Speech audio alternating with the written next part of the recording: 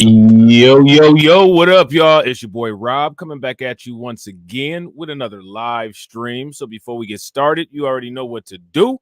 If you're not subscribed to the channel, make sure you hit the bell icon twice. Smash the like button, share this video out to all of your followers, and let's get it cracking. All right. So shout out to everybody who is in the building early. It is good to see each and every one of you. If you guys can hear me okay and everything is looking good on the screen, please give me a thumbs up or radiation emoji in the chat. If you guys cannot hear me or things are sounding kind of bad or looking kind of bad, please give me a thumbs down or angry face. And while you guys are doing that, I'm going to shout out everybody that's in the building early. Shout out to Brooklyn Queen. Good to see you as always. Shout out to Sybil. Good to see you. Shout out to Carlton Way. Shout out to Black Free Thinker. Shout out to JD Informant. Shout out to Jesse. Shout out to Al. Shout out to Tedra. All right. Good to see everybody. All right.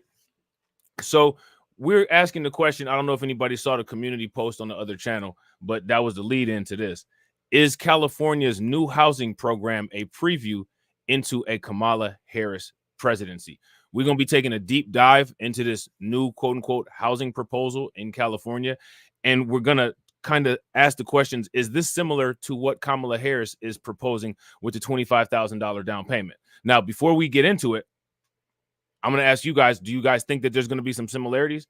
If you do, give me a thumbs up. If you guys do not, give me a thumbs down. Once we get through that, we're going to talk about some more stuff. All right. So there's an article that came out from Fox News, and it says California is close to approving $150,000 loans for illegal immigrants to help purchase homes. All right. So we're going to take a look at this. And how do people feel about this? Let me know what you guys think. All right. So here it says lawmakers in California could soon make the Golden State the first in the country to make undocumented immigrants eligible for up to $150,000 in state-supported home loans. Now, let me ask you guys this question. How do you pass or get a credit check without documents? That's the first immediate question that I have for this. How can you do this without any documentation? It doesn't make any sense. So we have to pass a credit check. We have to show our license and social security number. There's not even this would be these people, if they got loans, the risk should bring the interest rate to over 500%.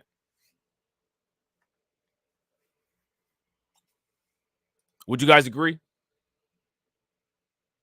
So now here it says the Democratic supermajority in the California state legislature is likely to pass a measure this week that would make undocumented immigrants eligible for the California Dream for All loan program, a state-funded program that provides 20% in down payment assistance up to $150,000, according to a report from Politico. All right, so we're going to take a look at this report from Politico too. Yeah, shout out to Jay. If you guys agree with Jay, give me a thumbs up. If y'all disagree, give me a thumbs down. Jay says, Americans build your credit. Migrants come through, bro. Yeah, right. Exactly. Exactly. Make it make sense. I don't think that anybody can make sense of this, though. I don't think that anybody can make sense of this. You know what I'm saying? Participants in the program must be first-time home buyers, and at least one must be a first-generation home buyer. So this is the same language that Kamala Harris used in her program for the $25,000. Okay? This is the exact same language that was used for Kamala Harris's program.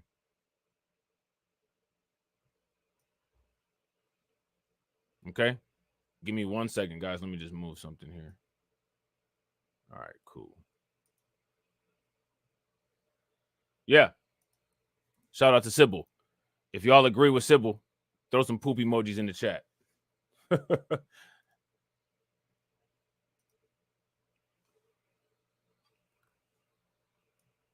So, and then you, yeah, we can look at this later. That might just be a standalone video. I mean, it just doesn't stop. You know what I'm saying? So now here it says the measure comes amid the backdrop of a national election in which immigration has taken center stage, the report notes, with the Trump campaign attempting to tie Vice President Kamala Harris to Biden administration border policies that have proven unpopular with voters. What do they mean tie her to? She's absolutely a part of those policies.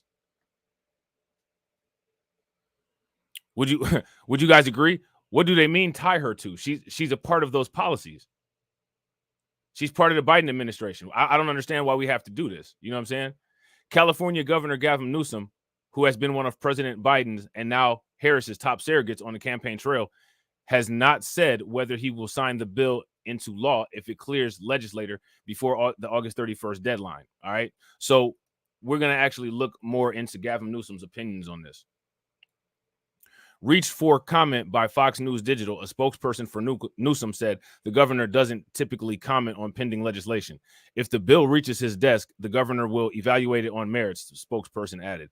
Meanwhile, Trump campaign spokesperson Caroline Leavitt told Politico the bill is fundamentally unfair, but typical Democratic policy. Now, let me ask you guys this question. Would you guys agree or would you disagree? How many people think that this is fair? Shout out to John Guillory. What's good with it? Shout out to Katsy. What's good with y'all? If you guys haven't smashed the like button yet, please do me a favor. Take a moment, smash that like button. Also, if you guys haven't hit that bell, please take a moment, hit that bell. And also, please share the stream to your social media. However, Democratic lawmakers in the state have defended the legislation, arguing that it is simply designed to give undocumented residents the same benefits afforded to everyone else in the state. Well, everyone else in the state is documented. That's why if you're undocumented, you don't have those same affordabilities. It's the same way as if you have a documented driver's license and you go into a drugstore or if you go to a gas station, you can buy cigarettes, right? Hold on real quick. Let me see something. Oh, you know what? My bad. My bad. I had something turn on in the background. Forgive me, please. Forgive me, please. So, yeah, if you don't have the documentation to buy cigarettes at the gas station, then you just don't get to buy cigarettes until you have documentation, which is either a matter of getting a state ID, getting a driver's license, or finding where you left yours at and bringing it to the store. Or if you don't have one, then you just don't get any. I don't understand. It's everybody who fits the standards should be the people who get the equality and equity, not making it for people that don't fit the standards. And it's not a matter of them not being able to. I mean, just do what you're supposed to do. You know what I'm saying? So I'm going to read this part again. However, Democratic lawmakers in the state have defended the legislation, arguing that it is simply designed to give undocumented state residents the same benefits afforded to everyone else in the state. But the problem is everybody else in the state is documented. Everybody else in the state is a citizen. Why are you there's not a dividing line now between undocumented people and actual citizens. So the southern border is being broken down by the Democrats, and the socially constructed policy border is also being broken down by Democrats. The imaginary social construct border that holds the fabrics of our society together is also under attack. And that's a border that's not talked about very often. It isn't given out willy-nilly to just anybody, right? Because American citizens can't get it. So that's a true statement. Democratic Assembly member Eloise Gomez Reyes said during a June hearing on the bill. Democratic Assembly member Joaquim Arambula, who authored the bill, has argued that it still requires applicants to meet federal requirements, including needing taxpayer identification or social security number to apply for a loan. Okay. At issue, according to Arambula, is a federal law preventing undocumented immigrants from receiving state benefits without a specific state law outlining their eligibility. We simply wanted to be as inclusive as possible within our policies so that all who are paying taxes here in our state were able to qualify, Arambula told Politico. Without the intentional law that we are introducing, we felt that there were complexities and questions that many in the immigrant community would have. In order to be a part of the tax pool recipients, you need to be a citizen, period. It doesn't matter if you're paying or not. The whole purpose is to be a citizen, right? Like, sometimes I wonder about these things. So we're going to take a look real quick at this article from Politico that they have, okay? Very interesting, man. Very interesting. And we definitely have to compare this to Kamala Harris's housing proposal.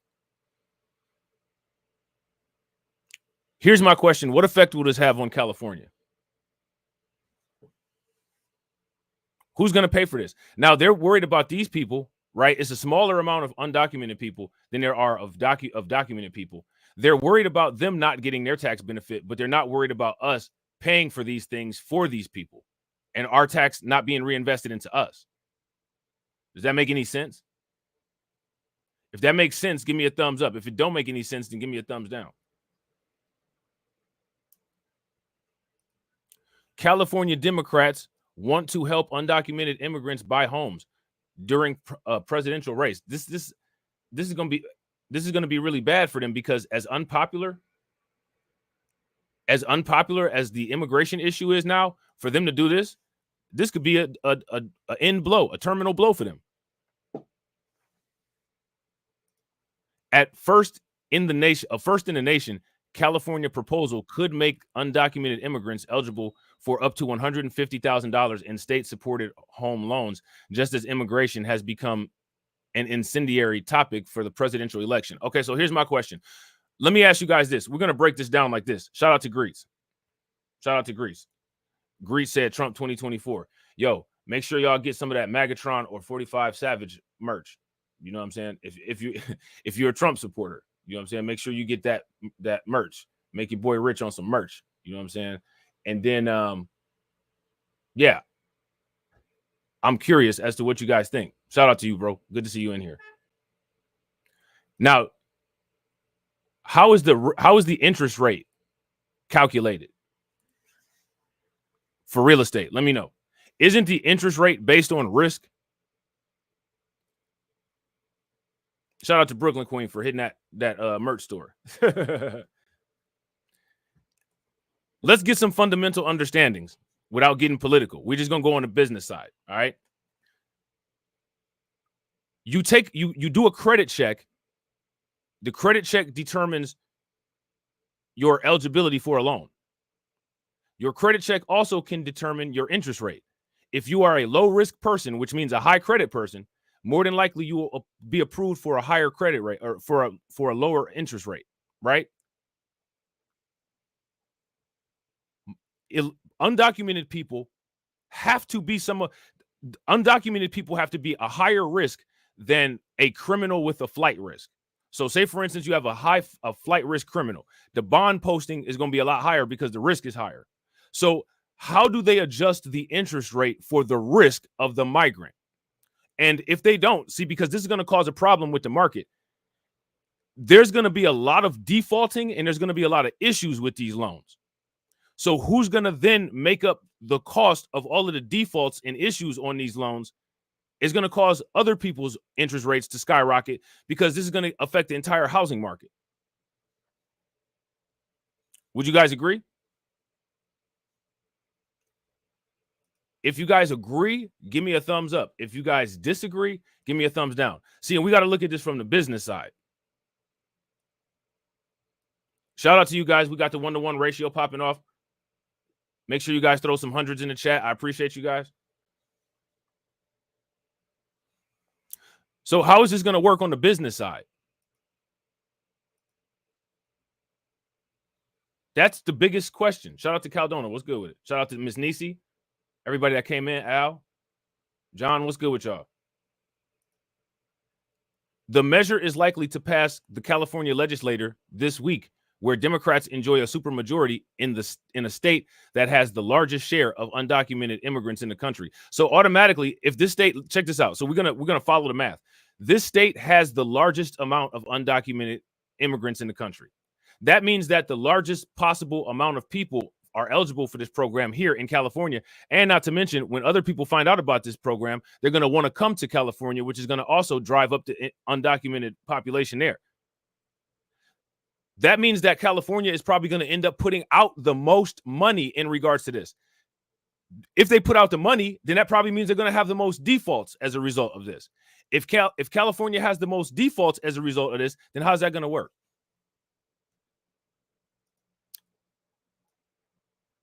Democratic Governor Gavin Newsom, a top surrogate for President Joe Biden and Vice President Kamala Harris, declined to say whether he would sign the measure if it clears the state house by August 31st deadline.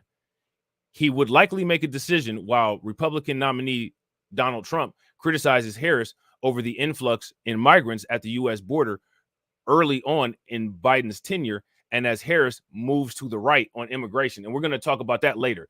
You guys hear this? As Harris moves to the right on immigration, what's that mean? What's that mean? Shout out to Mr. King. What's that mean? Harris moves to the right on immigration. What they talking about? What they talking about? Harris, in her DNC acceptance speech Thursday, said the country can live up to our proud heritage as a nation of immigrants and reform our broken immigration system. Now, here's the question. Who broke the immigration system? Never mind. I don't even. Yeah.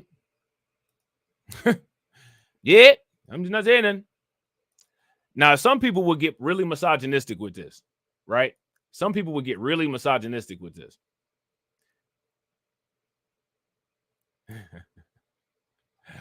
I'm gonna ask my man, what do he think about this? Who does something like this? They're just like a woman. Because when a nigga is acting just like a woman, you can tell him so.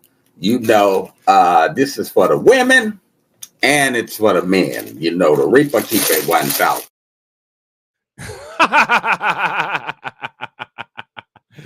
I don't know, man. This policy might be just like a woman. They're just like a woman. Because when a nigga is acting just like a woman, you can tell him so. You know, this is for the women and it's for the men. You know, the reaper keep it 1,000.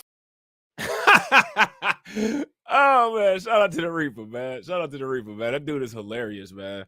That dude is hilarious. The California proposal targets prospective homebuyers and not new migrants. It could, nonetheless, carry a political risk for Harris by providing fodder for Trump as he seizes on anything that could link his opponent to the border crisis. All right. So we're going to take a listen to this. I know we've already heard it, but we're going to take a listen to it anyway. Stream is the best way to. If you guys haven't smashed the like button yet, please take a moment while this is playing. Smash that like button, share the stream. If you're not subscribed, hit the bell twice. Your nomination to be president of the United States of America. Donald Trump is an unserious man, but the consequences of putting Donald Trump back in the White House are extremely serious. He was found guilty of fraud by a jury of everyday Americans and separately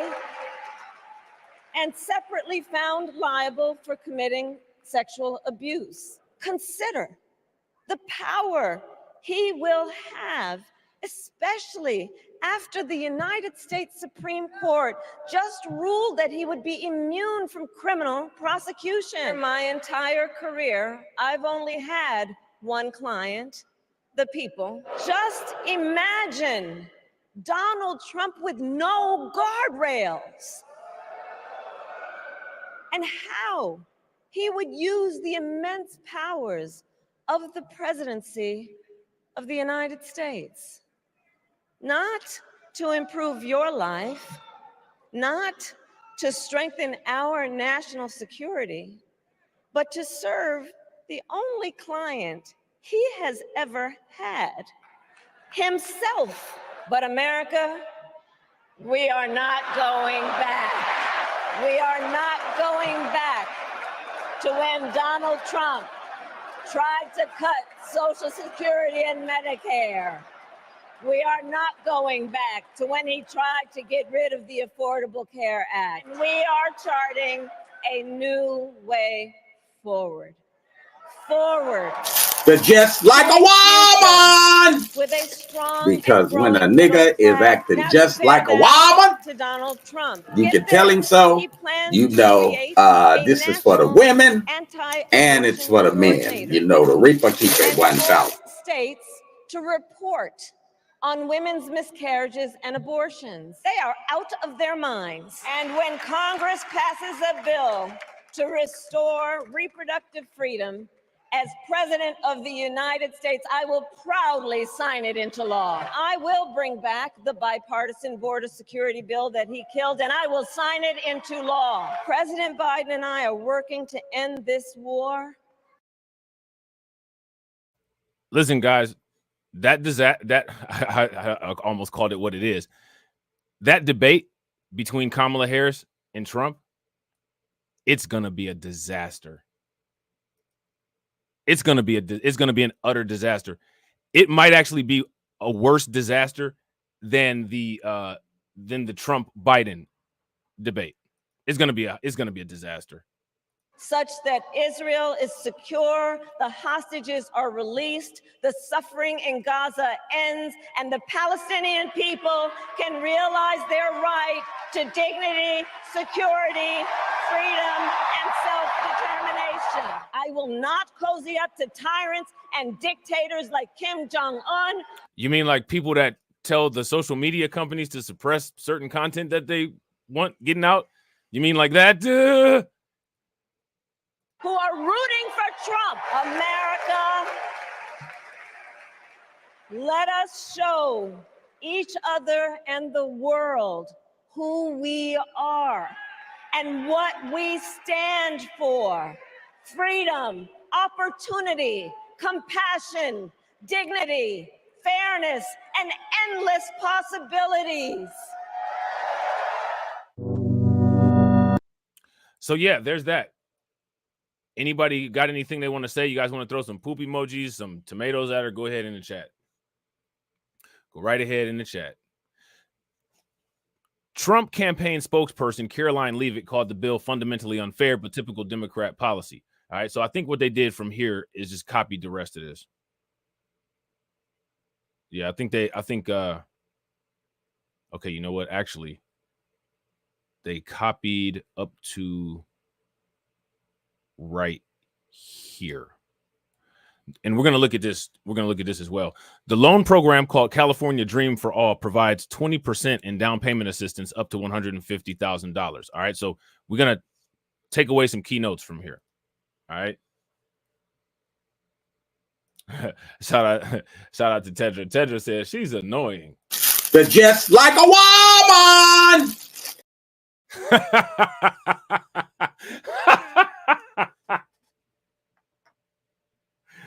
Oh man. Shout out to the Reaper, man. That's hilarious.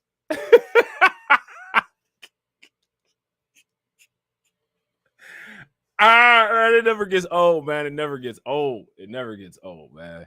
Never gets old. It is a shared appreciation loan in which look at this.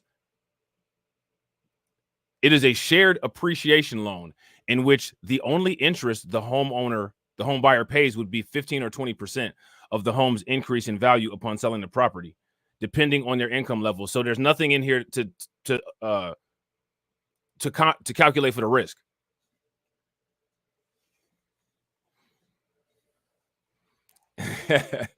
Y'all gotta go check the Reaper's channel out, man. I don't want to be like, you know what I'm saying, using his content and he ain't getting his due for it. So make sure y'all go and subscribe to his channel. You know what I'm saying? Go check him out. He funny as hell, man. That dude is hilarious. He be having me dying laughing, man.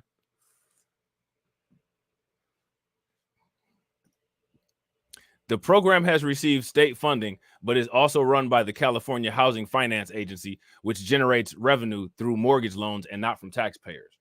All right. So again, how are they going to calculate the risk on these interest rates?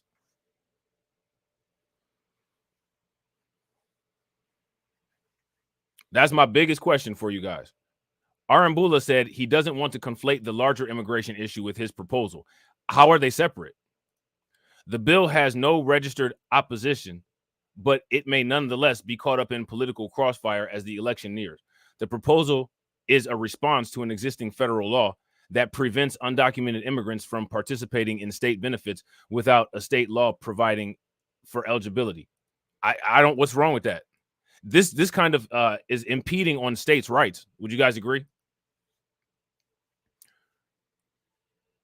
If you guys agree that this is kind of impeding on states' rights, give me a thumbs up. If you guys disagree, give me a thumbs down. We simply want it to be as inclusive as possible within all of our policies so that all who are paying taxes here in our state were able to qualify. I mean, it doesn't, that's you have to meet the criteria, period. It doesn't matter. Like, paying taxes is a criteria, but taxes grants return benefits to people who are citizens. If you ask me, what's actually essentially happening here is that the fundamental fabric, the fundamental idea, and the fundamental definition of what a citizen is actually being changed slowly but surely through a lot of these policies. Soon, like I said, the imaginary borders will be down, because being a citizen of the United States is a border, right? It's a socially constructed border, but it's a border. The lines will be blurred between citizens and non-citizens, and then citizens will be liable for what non-citizens have done, and non-citizens will get non-citizen protections.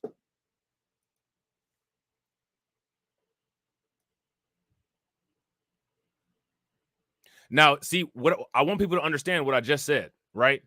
Now, I'm going to say this. What I just said is some of the reason, because of the politicization and everything, some of the reason, not all of it, but some of the reason why you see white people being the way that they are. Now, here's my thing. I don't think that anybody would care if they actually admitted that there was wrong done in the past and that the things need to be fixed. But they deny the history, and then they act like a lot of these policy knots that have come about have been directed at them and targeted at them, and that's not the case. They've been affected by these things because of all of the wealth building that this nation has done based on racism and anti-blackness. You know what I'm saying? So what I'm trying to say is, in terms of this argument, not in terms of a reparations argument, we are getting affected negatively by the government overcompensating for illegal migrants. The difference between what white people say is overcompensation for us versus illegal migrants is that there's never been anything directly to address us, and everything that addressed us has been spread out and addressed to everybody so that everybody can benefit from it. And this stuff is directly for migrants. Does that make sense? If that makes sense, give me a thumbs up. If it doesn't make sense, give me a thumbs down. Now, I could have sympathy for someone with that argument if that person did not deny history. But in most cases, these people deny history, so I can't have any sympathy for that argument. Did that make any sense? So now here it says Arambula told Politico, without the international law, or I'm sorry, without the intentional law we are introducing, we felt that there were complexities and questions that many in the immigrant community would have. Now, check this out. They even tied these two things together. I want you guys to pay attention to this. They tied it together, okay? They tied it together. At the federal level, Harris herself is pushing a Biden administration proposal to provide up to $25,000 in down payment assistance for first-generation homeowners, though undocumented immigrants would not qualify under federal law. Okay. Newsom has gone against immigration advocates before, drawing their ire last year when he vetoed a bill prohibiting state prisons from sharing information about non-citizens with federal officials.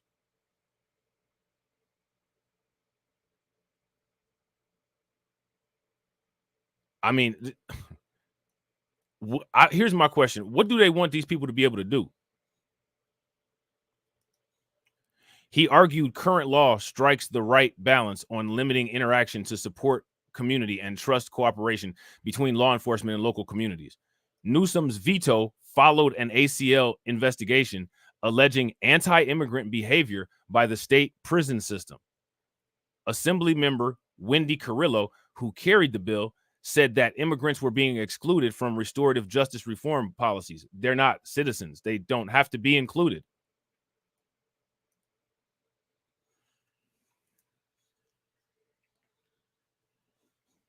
Would you guys agree?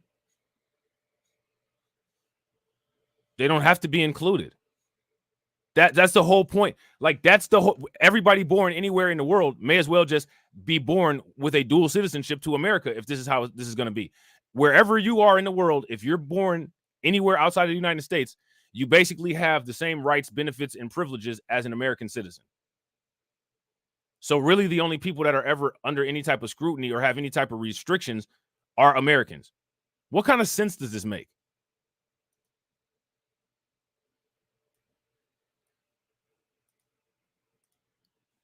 At what point does common sense take over?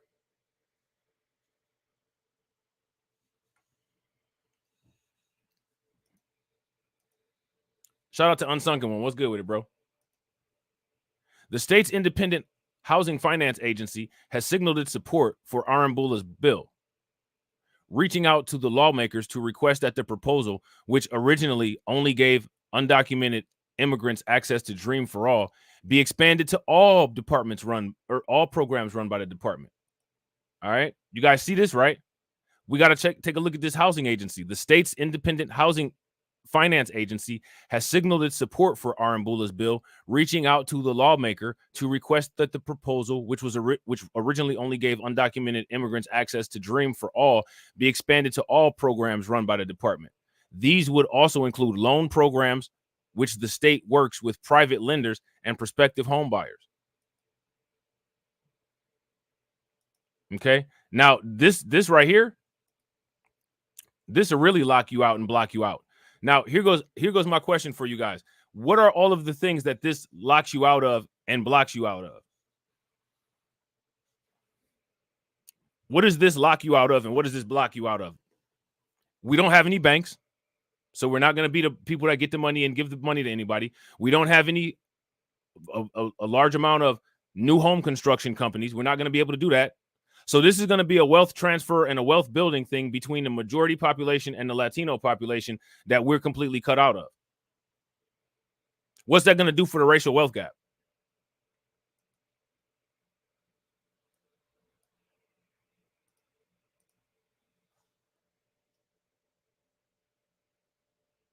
What's that going to do for the racial wealth gap, y'all? And shout out to everybody that's watching. We got 25 in the chat and we got 26 likes. We got the 1-to-1 popping off. I appreciate each and every one of you guys. If you guys haven't smashed the like button yet, take a moment, smash that like button. If you haven't shared the stream to your social media, take a moment, share the stream to your social media. And if you're not subscribed to the channel, hit the bell icon twice.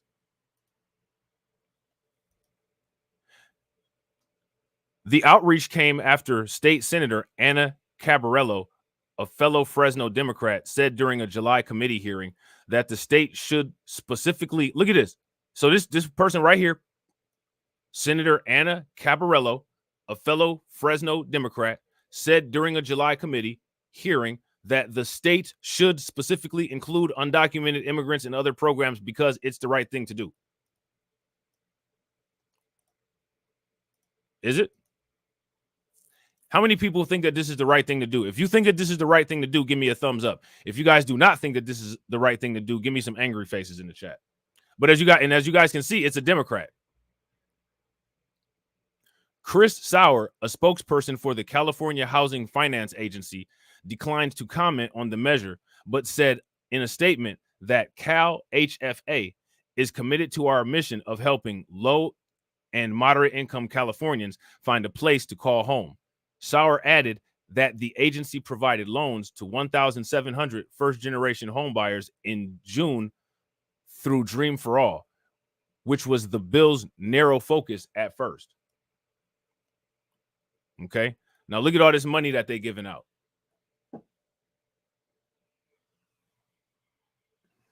Look at all this money that they're giving out. Participants must be first-time home buyers, and at least one borrower must be a first-generation home buyer. Their income level must be below specific income limits depending on the county, which ranges from between 100,000 and 300,000. Okay. Advocates say without an explicit understanding that they are eligible for certain government programs. Undocumented immigrants often assume they don't qualify and therefore do not apply. Says who? How do they use that CBP app then? The undocumented people come in here knowing how to use all kind of apps and know how to find a TikTok pathway to citizenship and everything else. Are you serious? What are they talking about? That's not true. None of the stuff that they're saying is true.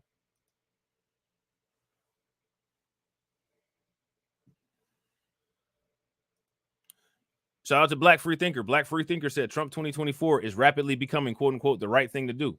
I'll tell you what's even more of a guarantee that's a better thing to do than voting Trump 2024. You know what I'm saying? Throw some dollars at Megatron. Throw some dollars at Megatron. That's even better than Trump. You know what I'm saying? You know? Megatron got an open door policy. But that's a good point, though. And this is why I've been framing a lot of these new live streams that I've been doing about the question of what issues are contingent to get you off the couch. Right? Because I think, you know what I'm saying? People should look at them. Take a look at them. See what they think. You know what I mean? So now here it says that can have a tremendous impact considering the high cost of housing in California, where being able to make a down payment often makes the difference in transitioning from renting to owning a home. There are a lot of folks that have lived in California for many, many years, said Cynthia Gomez, Deputy Director of State Policy and Advocacy for the Coalition of Humane Immigrant Rights, which is sponsoring the bill. All right, so you guys can see there's a think tank behind this bill.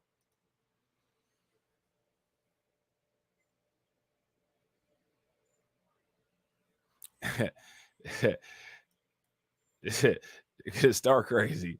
Shout out to Carlton. Carlton said a couple of days ago, Star did a show and asked, "What will the migrants make black people get on code? This might be what we need." What did the troll babies say when he asked that? What did the troll babies tell him? I know the troll babies told him the right thing. I know the troll babies told him the right thing. You know what I'm saying? The troll babies never lead Star astray.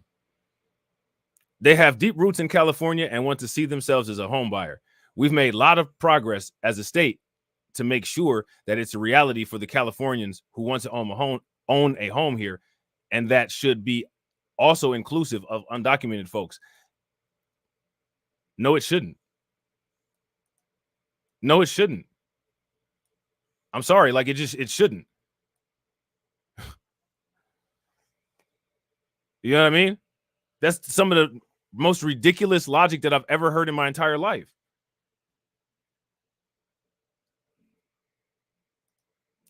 The Dream for All program launched in 2023 and quickly ran out of funding. So, and again, we already went over the reasons why. Look at this, roughly $300 million was exhausted in just 11 days. And they're saying people don't know how to access this stuff. And more than 2,100 home buyers secured loans. After concerns from the first round that the funding was not being distributed equally, Arambula said that he hopes his proposal will help the program better reflect the diversity of the state. Well, how do you reflect diversity of the state if you leave out the citizens of the state? Because the citizens of the state make up the diversity too.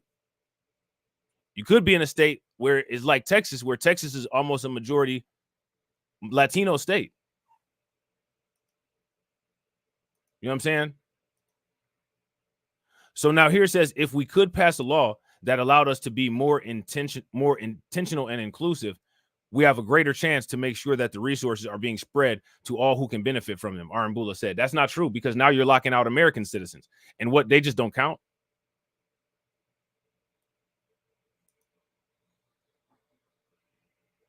Like, somebody make this make sense. Like, this is wild, man. So we're going to take a look at this article here.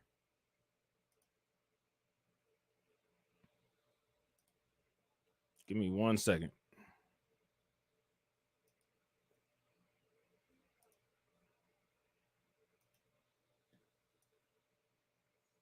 There we go. Yeah, let's take a look at this.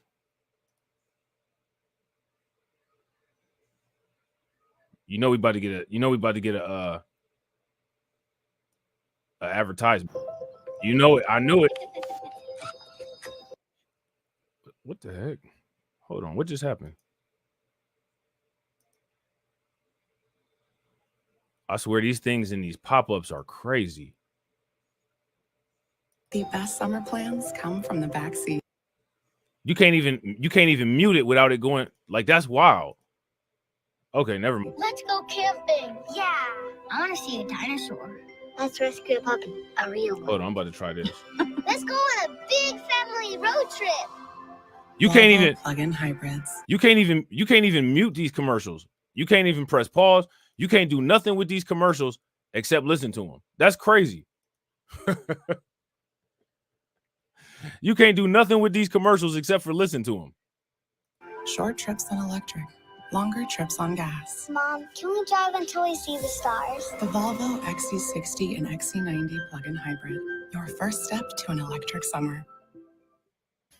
A live look at the state capitol where California lawmakers are moving forward with a proposal to allow undocumented migrants to apply for the state's first-time homebuyers program. With housing affordability issues across the state and the country, the bill has sparked national debate. We're also learning tonight there's an issue with the program's money source. KCRA3 Capitol correspondent. So did you guys hear that? I want to make sure that you guys hear that.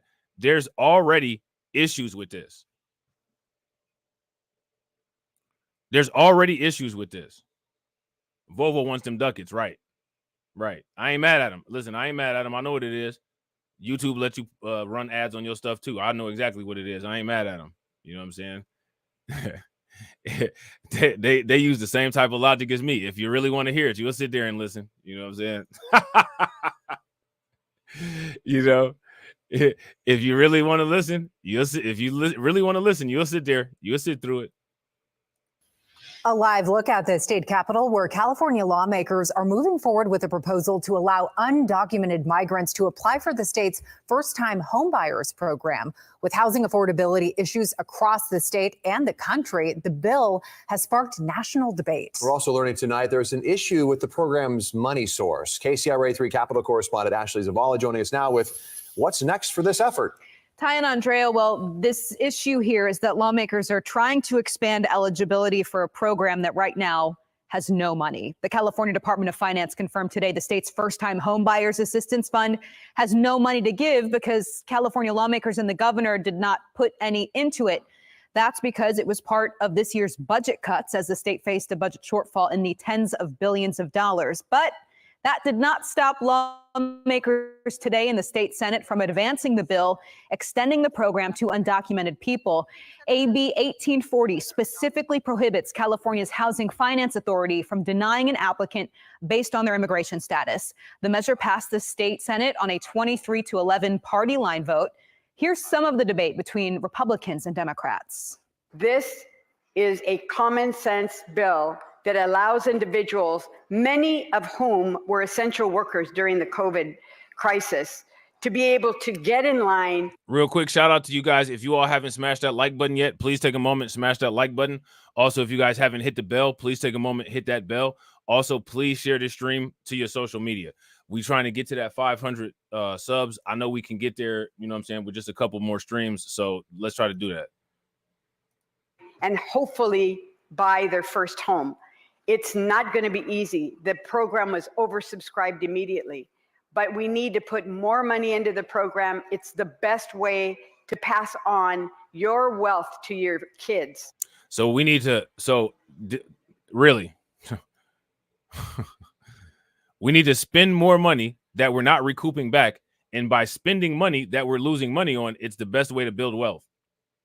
I really don't want to see how her grades were in math. The U.S. as a whole, 1 million immigrants that come here legally, that are actually, many of them are hoping to get assistance to purchase a home. This particular bill, what we're doing here, actually disenfranchises and disrespects those who have actually gone through the process and are ready to purchase a home or would like to purchase a home. Now, as they mentioned, demand for this program was so high this year. The funds actually ran out within the first 11 days. But again, without a budget. Is that because the demand for the program was so high, or is that because the funds were mismanaged? Let me know what you guys think. If you guys think that's because the demand for the program was so high, then give me a thumbs up. If you think it's because the program was mismanaged, then give me a thumbs down. If you ask me, it's probably because the program was mismanaged. Shout out to Black Free Thinker. You said a plebiscite babbling, huh? Talentless, scandalous, plebiscite babbling.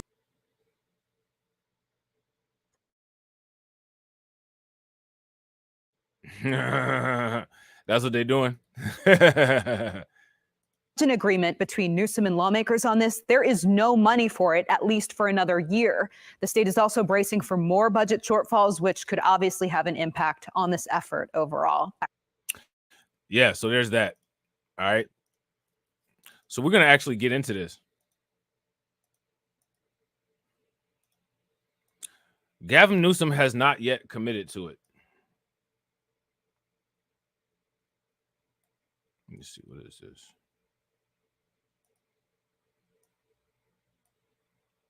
I swear, it's getting so weird in the world anymore. How many people would agree? It's just getting weird in the world anymore. It's kind of depressing. You know what I mean? It's kind of depressing, for real, for real.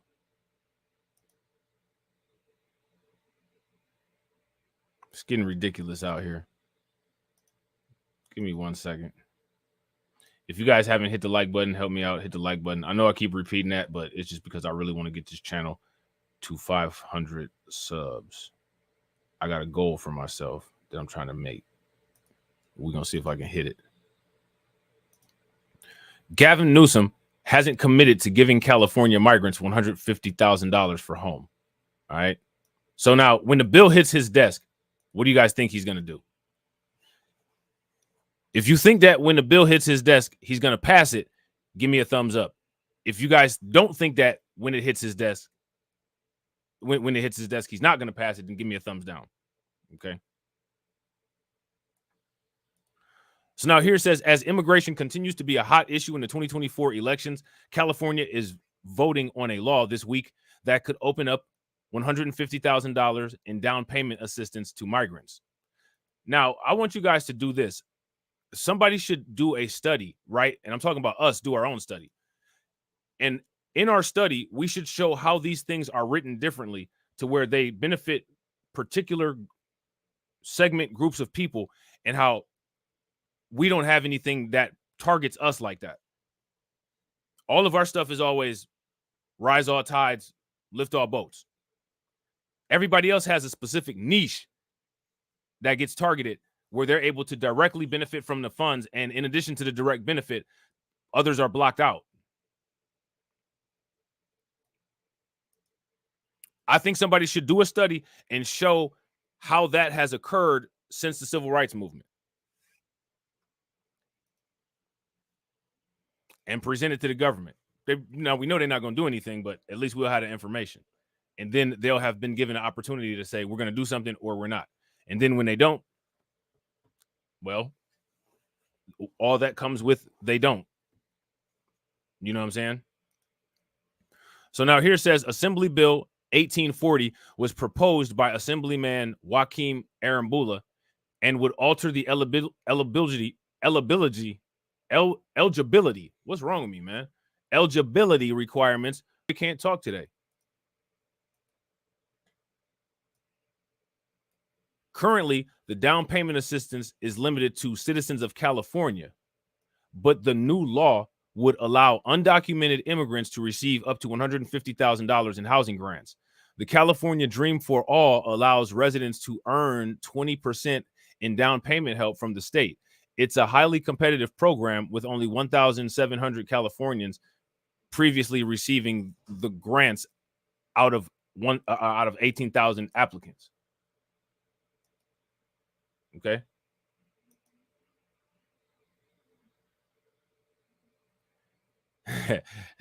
Shout out to DeAndre. DeAndre said I couldn't talk because I was doing like this. They're just like a woman.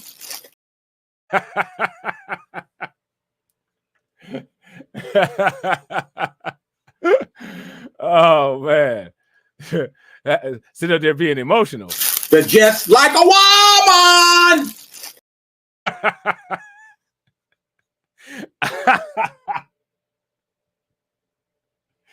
Oh man, that is hilarious, man. That is hilarious. Oh man. So dumb. You are really dumb. For real. Oh, you are so dumb. You are really dumb. For real. Oh man. We had to do a little reset. Yeah, these are grants, not loans. How are they going to recuperate any of this if it doesn't get, you know what I'm saying? Like if they get defaulted on, what's the collection mechanism for these?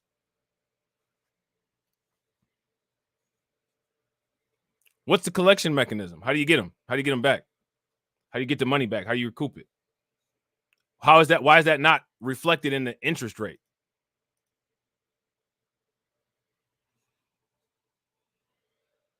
You know what I'm saying?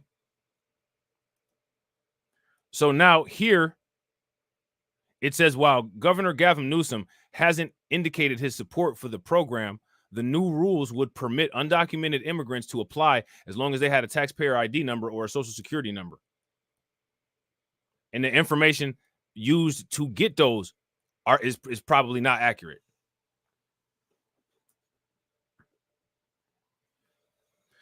Now, let me ask you this. If they don't care about entering the country legally, you think they care about paying a loan back and you can't find them and trace them anyway? This is like giving a high risk bond person a work release program is what this is.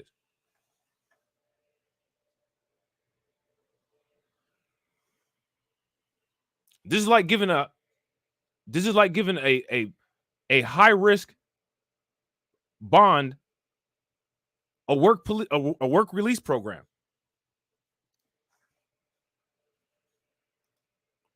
This bill would specify that an applicant who meets all other requirements for a loan under the program and who is otherwise eligible under applicable federal and state law shall not be disqualified solely based on the application's immigrant status. The proposal said. That's ridiculous.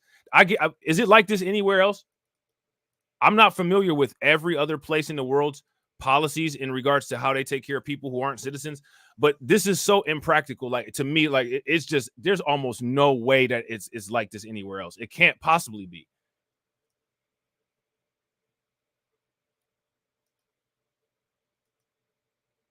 It can't possibly be.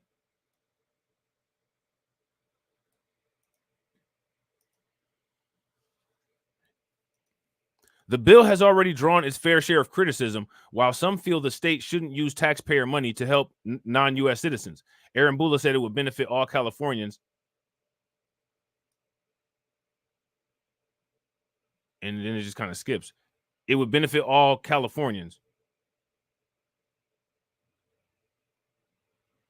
who are struggling to achieve home ownership. Okay?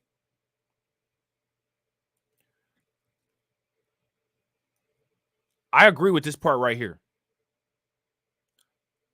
I'm part of the sum that doesn't believe that state or federal should use taxpayer money to help non-U.S. citizens. I'm in that group of people. If you guys agree with that, give me a thumbs up. If you guys disagree with that, give me a thumbs down. I'm one of those people.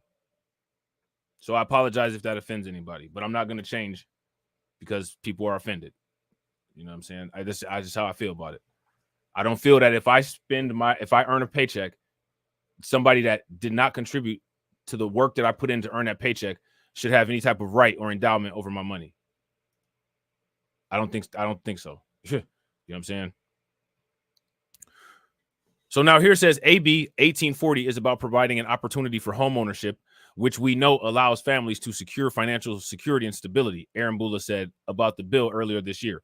The ability to do this strengthens local economies and benefits all people who call California home, except for the homeless Americans. How does this help the homeless Americans? How does this help the box bros, y'all?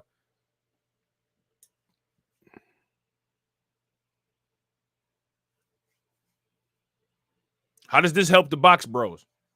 This helps the undocumented bros. This don't help the box bros.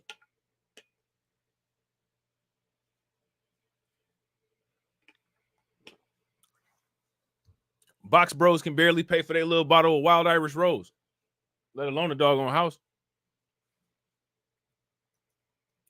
The social and economic benefits of home ownership should be available to everyone. It should be available to every eligible citizen, not everyone. No. Qualifying eligible citizens is who this should be eligible for. And no, just qualified eligible citizens, and that's just it. That's just it. Nobody else. As such, the California Dream Program for all should be available for all. If that's the case, why are they not trying to open up access for everybody then? They're only really concentrating on doing this, opening up this type of access. When documented individuals are excluded from such programs, they miss out on a crucial method of securing financial security and personal stability for themselves and their families. Aaron Bula said he wants to be as quote unquote inclusive as possible within the program's policies so that everyone who is paying taxes in the state can qualify, Politico reported earlier this year. Now, here goes my thing, right? Okay, cool. Let them have this. Now back us on our reparations. You know that's not going to happen. You know these people are all anti-reparations.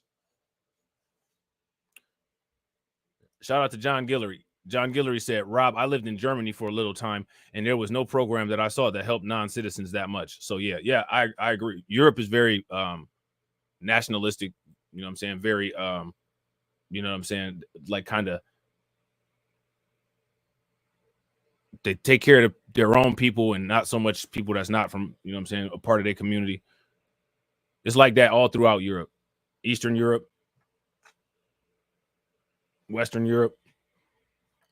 Even the European countries that are like the socialist countries, Scandinavian countries, they're not even as generous as this.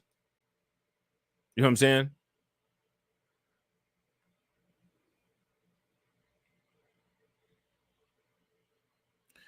So it says many Republicans and some Democrats have pushed back strongly against the measure.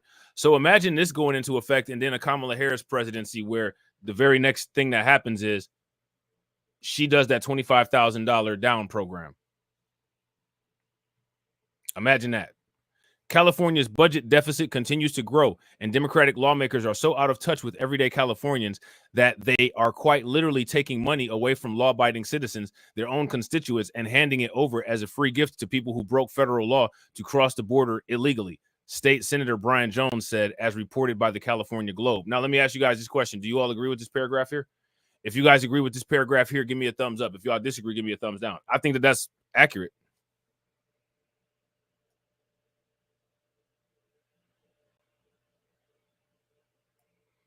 I would definitely say that that's accurate.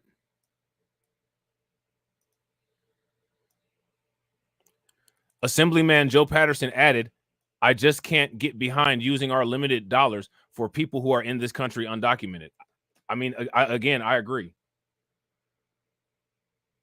Concern continues about rewarding undocumented immigrants who broke the law with down payment assistance, but Newsom has stayed largely quiet on the matter. Now, why is that? He needs to say something. If he's supposed to be the leader of California, then he needs to say something. I'm going to tell you guys something. When politicians don't say anything, what that means is that their stance on the issue would be a political liability. and they know it's a political liability, so they just don't say anything.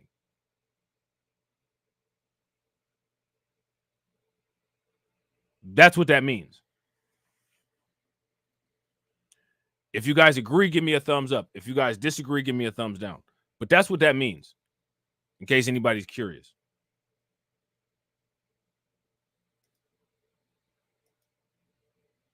Because if he felt strongly about this, he would say something. He wouldn't be afraid to hide it. Right? In an election year, it's difficult to know, even if this narrowly passes the California Senate, if the governor will want to sign this right away and have a swarm of media attention circle what the bill provides. Alex Bean, a financial literacy instructor for the University of Tennessee at Martin, told Newsweek. Newsom has supported Vice President Kamala Harris in the presidential election, and Harris has supported a Biden program that would give, I think they made a mistake here. It says 2,500, but I thought it was 25,000 in down payment assistance for first-time, first-generation homeowners, but undocumented immigrants would not be included. Now, they're not included right now until somebody decides to make a push for it, because undocumented immigrants ain't in this one that they're pushing for right now.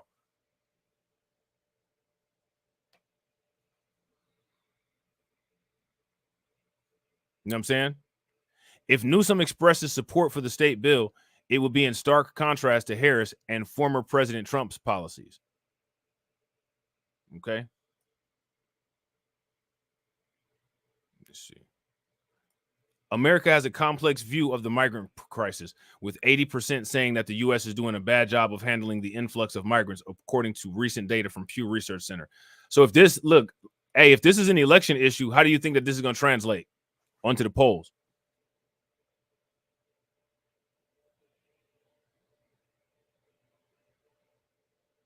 Yeah, facts. Shout out to Jesse. Big facts, bro.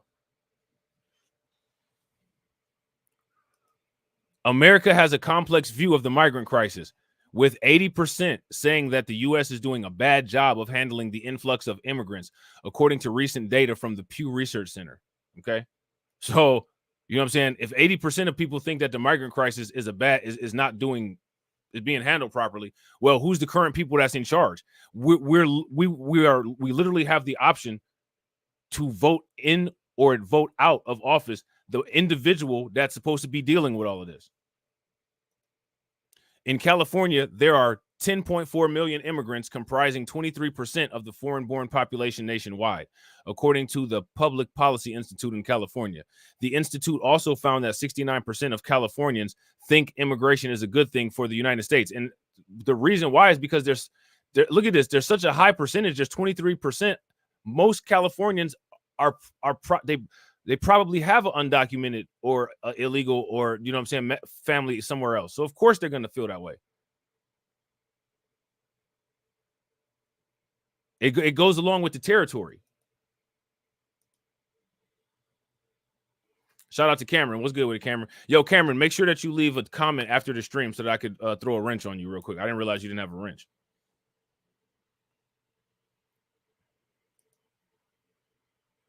At the same time, California boasts one of the most expensive housing markets, with the average home price set at $784,989, according to Zillow. That's crazy. That's close to $1 million.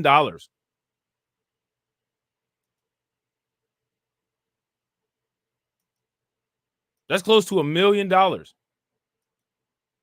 Seeing an opportunity taken over by individuals that essentially cut in line does not seem fair for California residents that have been waiting years or decades to become homeowners in the state.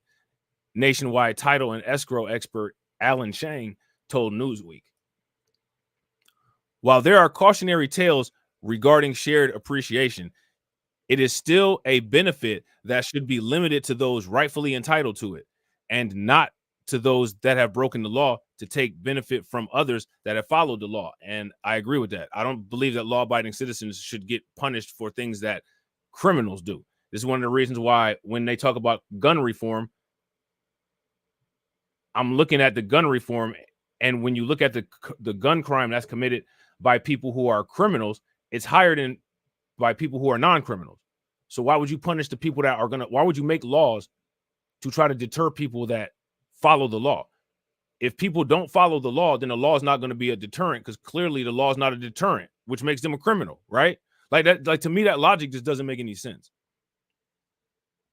The California Dream for All program requires recipients to be first-time home buyers with at least one first-generation home buyer. There are income rules as well, with all participants needing to make from less than $100,000 through $300,000, depending on the county that they live in. All right, so there's income requirements. Okay. The issue here is many media outlets are trying to grab onto the story and claim every illegal immigrant in California is getting $150,000 to buy a house. I've literally not seen anybody do that. As much as I don't like the mainstream media, most of the media, I haven't seen anybody say that. How many people have ever seen anybody say that? That right there is misinformation. But is it going to get called out? No. Being asked that the home credit could have the opposite effect of what is intended. Okay. The idea is a generous one in theory, but it causes already high prices to increase further, and it's not worth it, Beanie says. And I would agree. This is interesting. I want to look at the political scale down here. Click on a meter to rate this article. They said that this article was unfair, left-leaning. Really? This article right here was unfair? I didn't think that this article was unfair. If y'all thought that this article was unfair, give me a thumbs up. If y'all didn't think that it was unfair, give me a thumbs down. I didn't think it was that bad.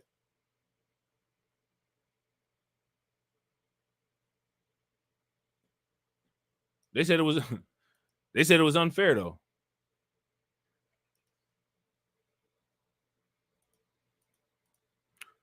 So now we're about to take a look at this California Globe article real quick.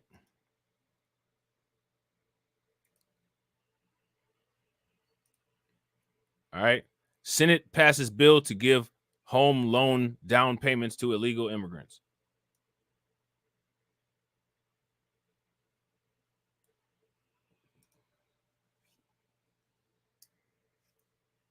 Okay.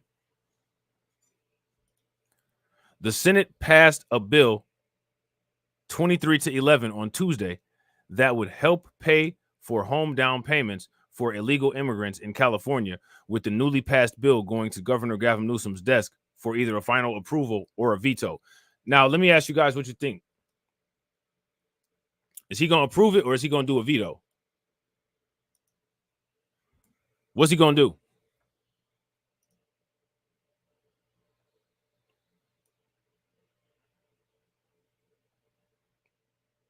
So I think we're at the part where, you know, most of this stuff is just repeating.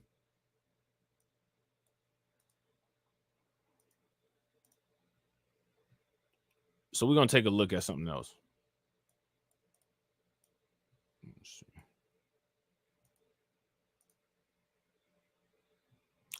We're going to take a quick look at the program itself.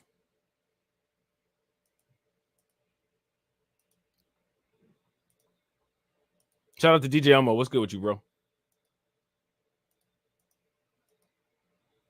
All right. Yeah. Okay. Yeah, we're gonna take a look at the whole program.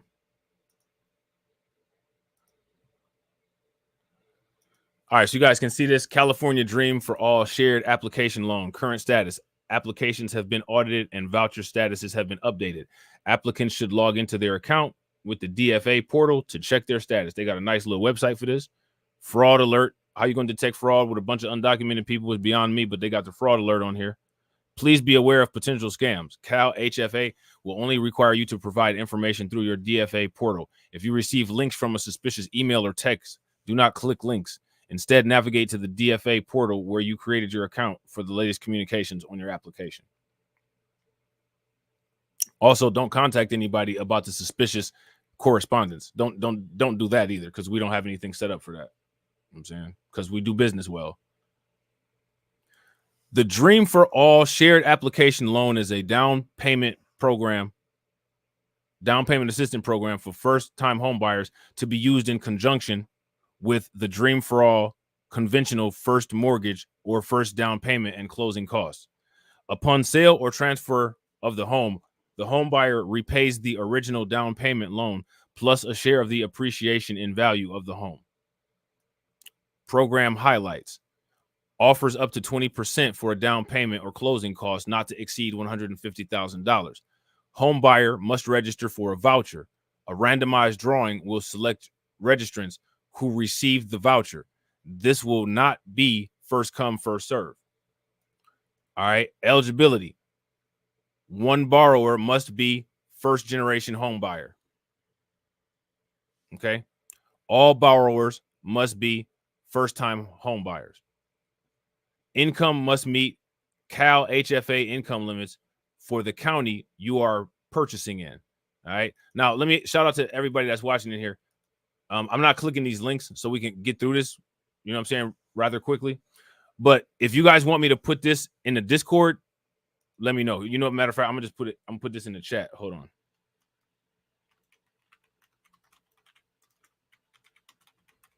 So you will see it in the chat. It says housing hustle link. So if you're watching this on the replay with the live chat on, right here, if you want to look for further information, you can go in there. And shout out to the people in Discord. I'm about to drop the link in Discord right now. And you'll be able to check it out in there as well.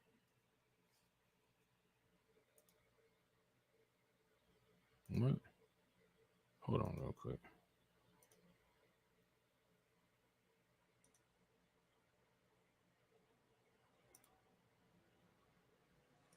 There we go.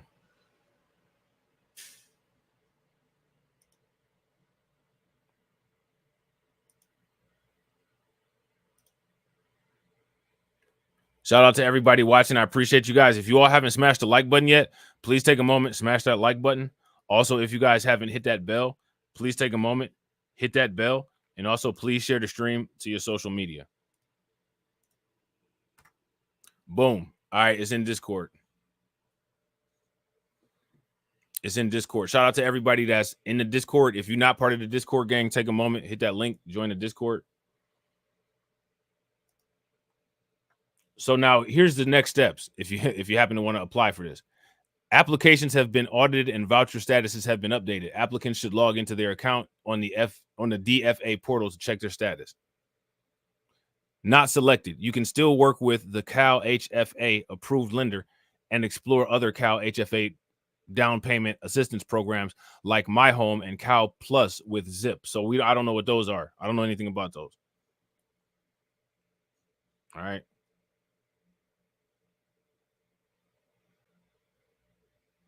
So they got all these programs here. You know what I'm saying? Take a look at this real quick.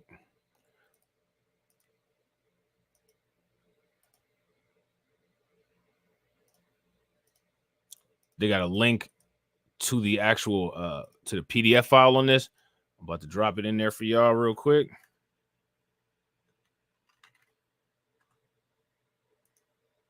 Boom, in the Discord.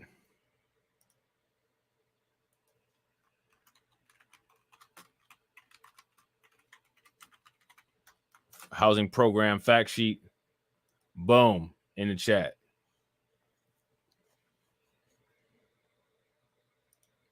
All right. So let's take a look at this. Let's see what they time by.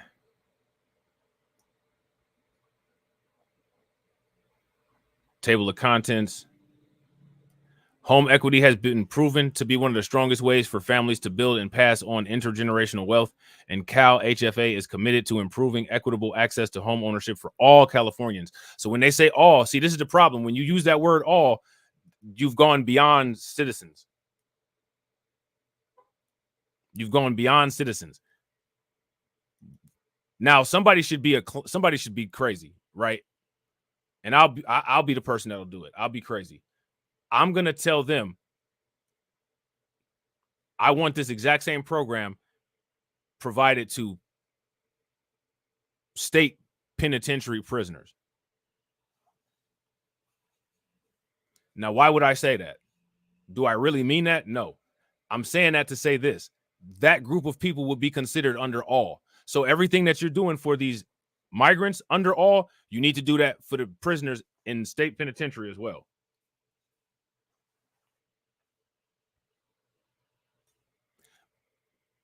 And migrants and people in the state penitentiary have similar circumstances.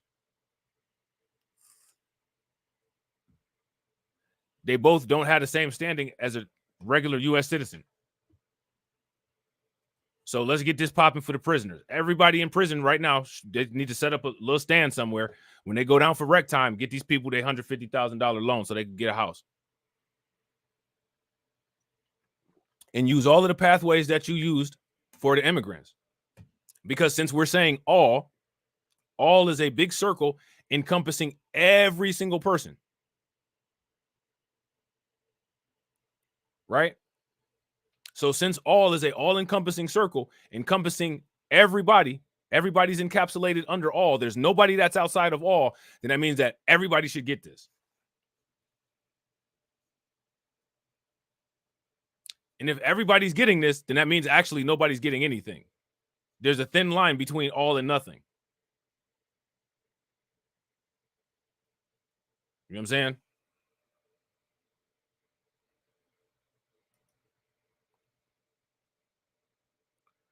So now here it says,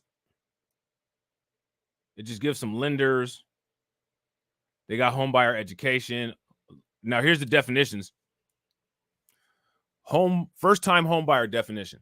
To qualify for the shared appreciation loan, all borrowers, including co-borrowers, must reside in the home and meet the definition of a first-time borrower. A first-time home buyer is defined as a borrower who has not had an ownership interest in any principal residence or resided in a home owned by a spouse during the past 3 years. First-generation home buyer. To qualify for the shared appreciation loan, at least one borrower must meet the definition of a first-generation home buyer. Determination of first-generation home buyer status right here.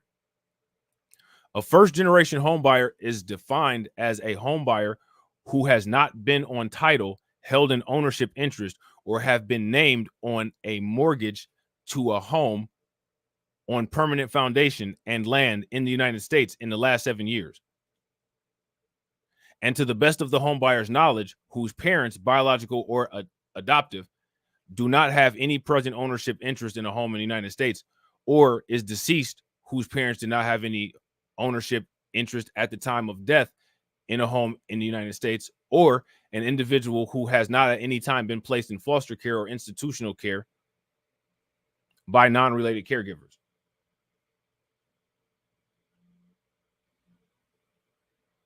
Okay. So then they just, they give a bunch of formulas, how this stuff is calculated and stuff like that. Pretty intense. Pretty ridiculous. Would you guys?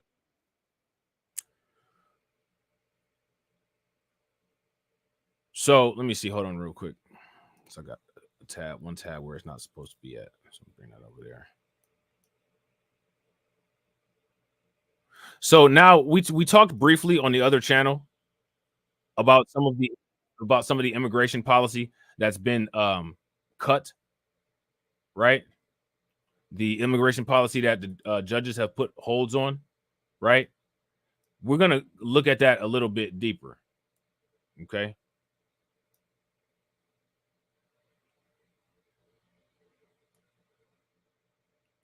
We're going to look at that a little bit deeper. Just give me 1 second here. Let me just get these tabs together real quick. All right. Okay. There we go. Sorry about that, y'all. Real quick, shout out to everybody watching. I really appreciate you guys. If you all haven't smashed the like button yet, please take a moment, smash that like button. Also, if you guys haven't hit the bell, please take a moment, hit that bell. And also, please share the stream to your social media. All right. Shout out to DC Precise. What's good with it, bro? Make sure DC Precise and Cameron, make sure you guys leave comments after the stream so that I can wrench you guys up. And if there's anybody else that needs a wrench, or anybody that doesn't have a wrench, that wants a wrench, that feels that they should have a wrench, leave a comment so that I can get you together. So that I could get you together, or either piss you off and not get you together, and you come back next stream and still don't have one. Nah, but I highly doubt it though. You know what I'm saying? We know we all be in the same places. We know what's going on. Welcome back to America Decides. Great to have you with us. A federal judge in Texas has, for the moment, blocked the Biden administration from pushing forward a program that could offer a path to citizenship for about 500,000 undocumented immigrants married to U.S. citizens. That's very key. 16 Republican attorneys general challenged this policy. It was announced in June. The Department of Homeland Security began accepting applications just last week. I want to bring in our immigration reporter, Camila Montoya Galvez, who joins us from Tempe, Arizona. Camila, always great to see you and have your expertise.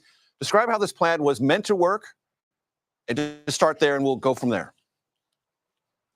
Hi, Major. This court ruling is a significant blow to one of two major immigration actions taken by President Biden back in June earlier this year.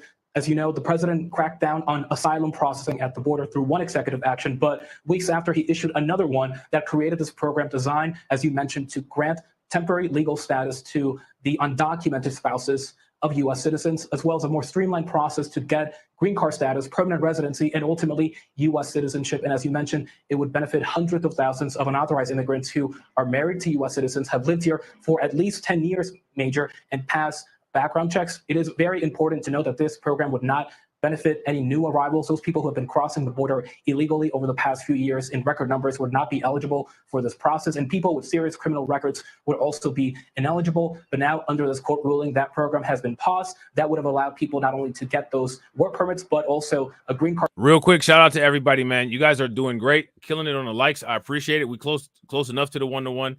Throw them 100s in the chat. We got 33 people watching and 36 likes. If everybody could take a moment, smash that like button, hit that bell, share the stream. Let's try to get the likes to 60. That would be great. Our status without having to leave the country, because right now, Major, anyone who marries a U.S. citizen is generally eligible for a green card, but people who have entered the country illegally must generally leave the country, go back to their home country, and then come back to the U.S. legally to get that green card.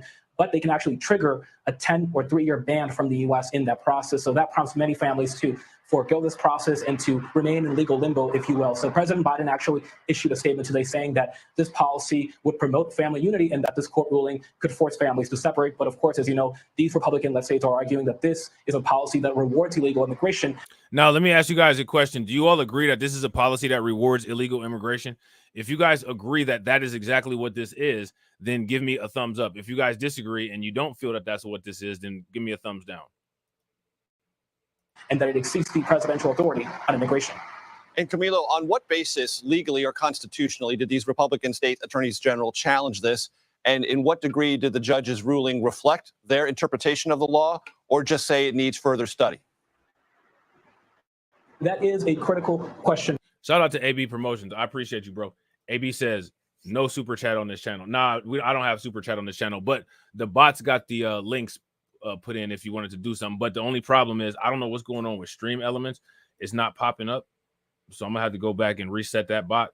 And Nightbot doesn't give a notification. So if anybody does do anything as far as any kind of donation, please make sure you say something in the chat so that I'll know, okay? Because I don't want y'all to be thinking I'm ungrateful. You know what I'm saying? Y'all know I'm very grateful. You know what I'm saying? But I also don't stream with my phone by me. So I will definitely give you acknowledgments, but I just won't know about it because the notification bots ain't working. So once I get them bad boys working, it should be all systems go for the next stream. But for this one, we're going to have to grind through this bad boy. Major, Texas and the other Republican-controlled states challenging this policy have denounced it as an amnesty for people who are here in the country legally, and it does benefit people who are in the country illegally or without legal status, undocumented immigrants, as we refer to them. Shout out to AV. Remember when Nightbot used to be going around muting everybody? I think it's cool now. It's under control now, though. Nightbot be getting kind of sensitive. Nightbot be acting just like a woman. They're just like a woman. That's how Nightbot be acting. Nightbot be on this. They're just like a woman.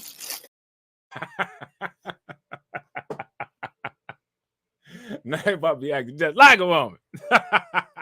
Them colloquially, but it is important to note that it only benefits people who are already on paper eligible for a green card because of that marriage to a U.S. citizen spouse. Nevertheless, the Republican-led states are arguing in federal court, Major, that the parole authority that the Biden administration has justified this policy and has based this policy under does not allow the administration to create a categorical class-based program for hundreds of thousands of people who otherwise would not be eligible to get a green card without having to leave the country. The judge, importantly, Major, has not ruled on the merits of the case on those legal arguments. Instead, he issued an administrative order to preserve the status quo before the program took effect earlier last week. And so this order is valid for 14 days, but he suggested in that order, Major, that the program could be halted through at least October, that he could extend that pause on the policy. So it is possible that this program, which is a signature immigration policy, could remain blocked through the election. And then this judge, just like a woman, probably not the last legal word. At some point, it would be appealed, I would imagine, by the administration to the appellate court of jurisdiction and then possibly the Supreme Court. That is right. The administration can actually right now ask the New Orleans Appeals Court to stay that administrative pause on the policy. And if that does not go their way, they can also ask the Supreme Court to take action and intervene on their behalf. But the administration has not taken that action yet. We are expecting both parties, the Republican-led states and the Biden administration, to submit legal documents in the case, and then the judge to rule on whether or not to extend this 14-day pause on the program. So we will keep you all posted. Camilo Montoya Galvez, always keeping us posted from all parts of the country, in this case, Tempe, Arizona. Thank you. All right, so there's that. All right. So next, we're going to take a look at what NBC4 has to say about this. Now, I want to know, let me ask you guys, how do you all feel about this? If you ask me, all of this stuff, in a way, it does nothing but incentivizes people to not use the appropriate immigration pathways to get to the country. It creates a shortcut. It's almost basically like, okay, I'm going to let you take a test. We're taking this test, and then if you get caught with a cheat sheet, well, I'm going to let you use the cheat sheet and call it taking notes, and you'll just get the grade that you earn with the cheat sheet. While somebody else who didn't bring a cheat sheet and studied for the test and got a worse grade than you, they get a worse grade than you, but yet they use their memory and you used reference information. To me, that's the equivalent of that. If you guys agree, give me a thumbs up. If y'all disagree, give me a thumbs down. Ivania and Eleuterio have been married for 11 years. They have 3 kids together, and they're a mixed status couple. Ivania is a citizen, and Eleuterio is undocumented. The two have been trying to get his legal status figured out for more than a decade. We've been living for so long, you know, under this weight and under this pressure of, well, we can't do this because, and we can't go down that path, or everything is 10 times harder. That is a great question. Shout out to Tedra. Tedra says, why aren't illegal immigrants treated like criminals? They are committing a crime as soon as they step foot in the United States. Absolutely. Absolutely. That is a great question. I don't have the answer to that. Here, my only answer is that because the government sees more of a benefit in not treating them like a criminal than they do in treating them like a criminal. That's the only explanation that I have for that. You know what I'm saying? That's the only explanation that I have for it. Because of this situation. They face a dilemma. Eleuterio is now eligible to apply for a green card, but it requires him to go back to his native Honduras. That poses a major risk because it could mean a years-long separation for them. The Biden administration's policy, known as parole in place, would allow them to stay together. I mean, honestly, like that will like take away the biggest fear that I have. You know what I mean? We have, it's like that, which is going, if I leave this country, you know what I mean, and not knowing when I'm coming back, or if I will. But with the uncertainty of the program looming, they're not sure if it's worth it to even apply. Republican attorneys general. Right. Shout out to Ryan. Ryan says undocumented equals, since I'm already here, I might as well stay. Facts. If you guys agree with Ryan, give me a thumbs up. If y'all disagree, give me a thumbs down. And Ryan, yo, make sure you comment after the stream, bro, so I can add you a wrench too. Okay. I didn't know you wasn't wrenched up over here. Of 16 states sued to stop the program. A federal judge from Texas temporarily blocked it, a move that immigration advocates expected but are still frustrated by. This parole program provided that much needed pathway to give folks the quote unquote right way to do something, and yet we're seeing the pushback. To qualify, applicants need to be married to a U.S. citizen, pass a criminal background check, and have lived in the U.S. for at least 10 years. Okay. That's a lot, right? That's a lot. 10 years. For the Amadors, this is just the latest saga in the legal limbo they're trying to overcome. But they're hopeful one day they'll be able to figure it out. He knows what it's like to have been told no, or to be looked at a certain type of way, or to be seen less than, because an application will say social. Uh-oh.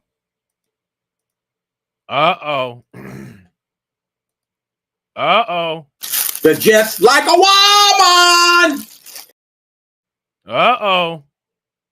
Looked at a certain type of way, or to be seen less than, because an application will say social security number and he'll put a line through it.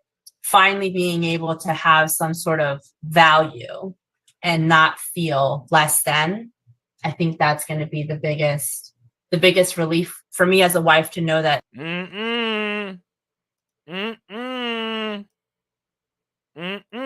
So dumb. You are really dumb. For real. Oh, you are so dumb.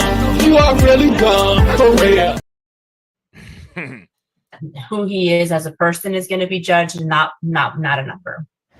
It's estimated 500,000. You should be judged by the content of your character, not the box that you checked off on your application. They're going to say that Martin Luther King said that one day. Watch. People are eligible for the parole in place program, although it's unclear how many have applied so far. Reporting outside the White House, Mauricio Casillas, News 4.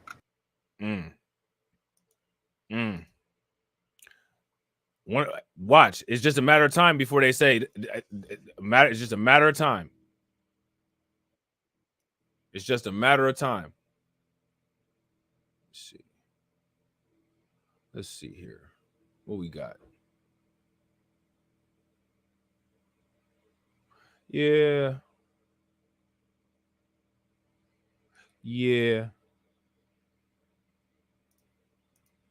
Give me 1 second, you guys.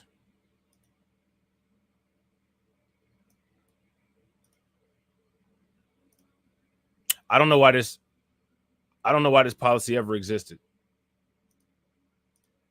15 Border Watch, a federal judge pausing a Biden administration policy that would give spouses of U.S. citizens legal status without having to leave the country first. It is a story we first shared with you back in June, and right here on ABC 15 Mornings, we do want to bring in our Jordan Bonke with more. Good morning.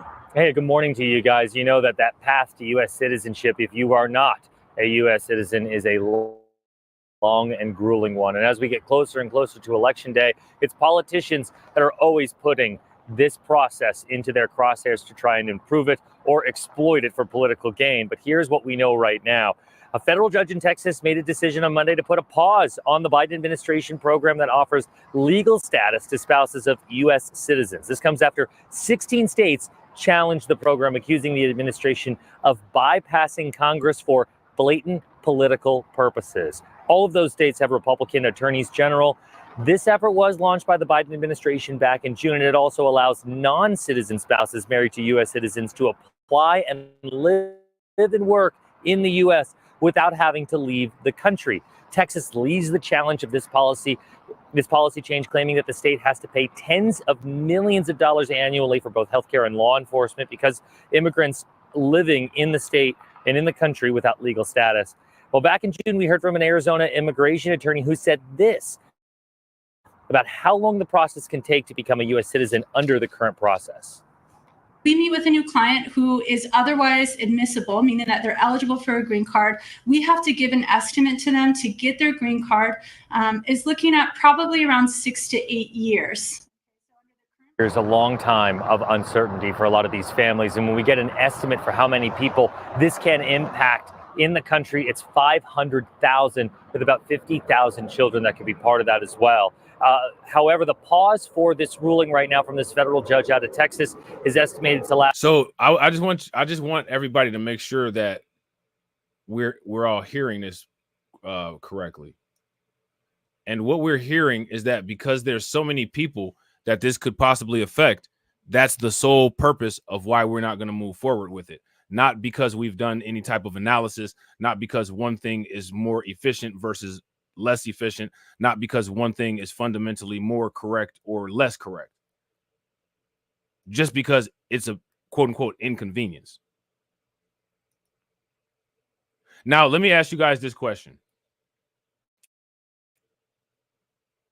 Biden Harris presidency, will we see more like this across the United States?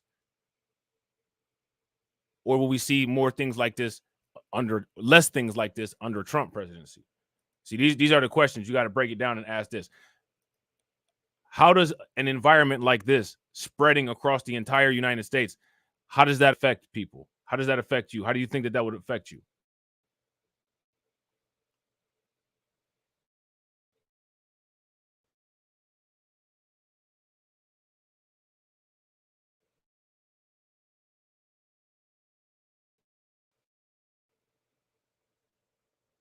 Let me know what you guys think. Give me 1 second. Of course. It just wouldn't be a normal day without the computer slowing down a little bit. Just give me 1 second here.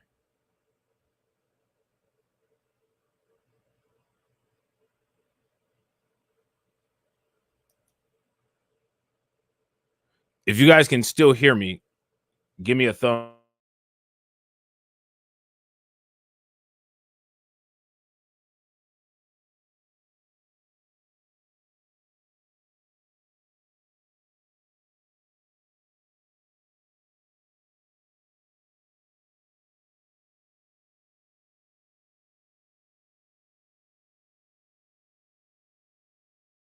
You guys able to hear me okay? If you guys can hear me okay, give me a thumbs up. If you guys can't hear me, give me a thumbs down.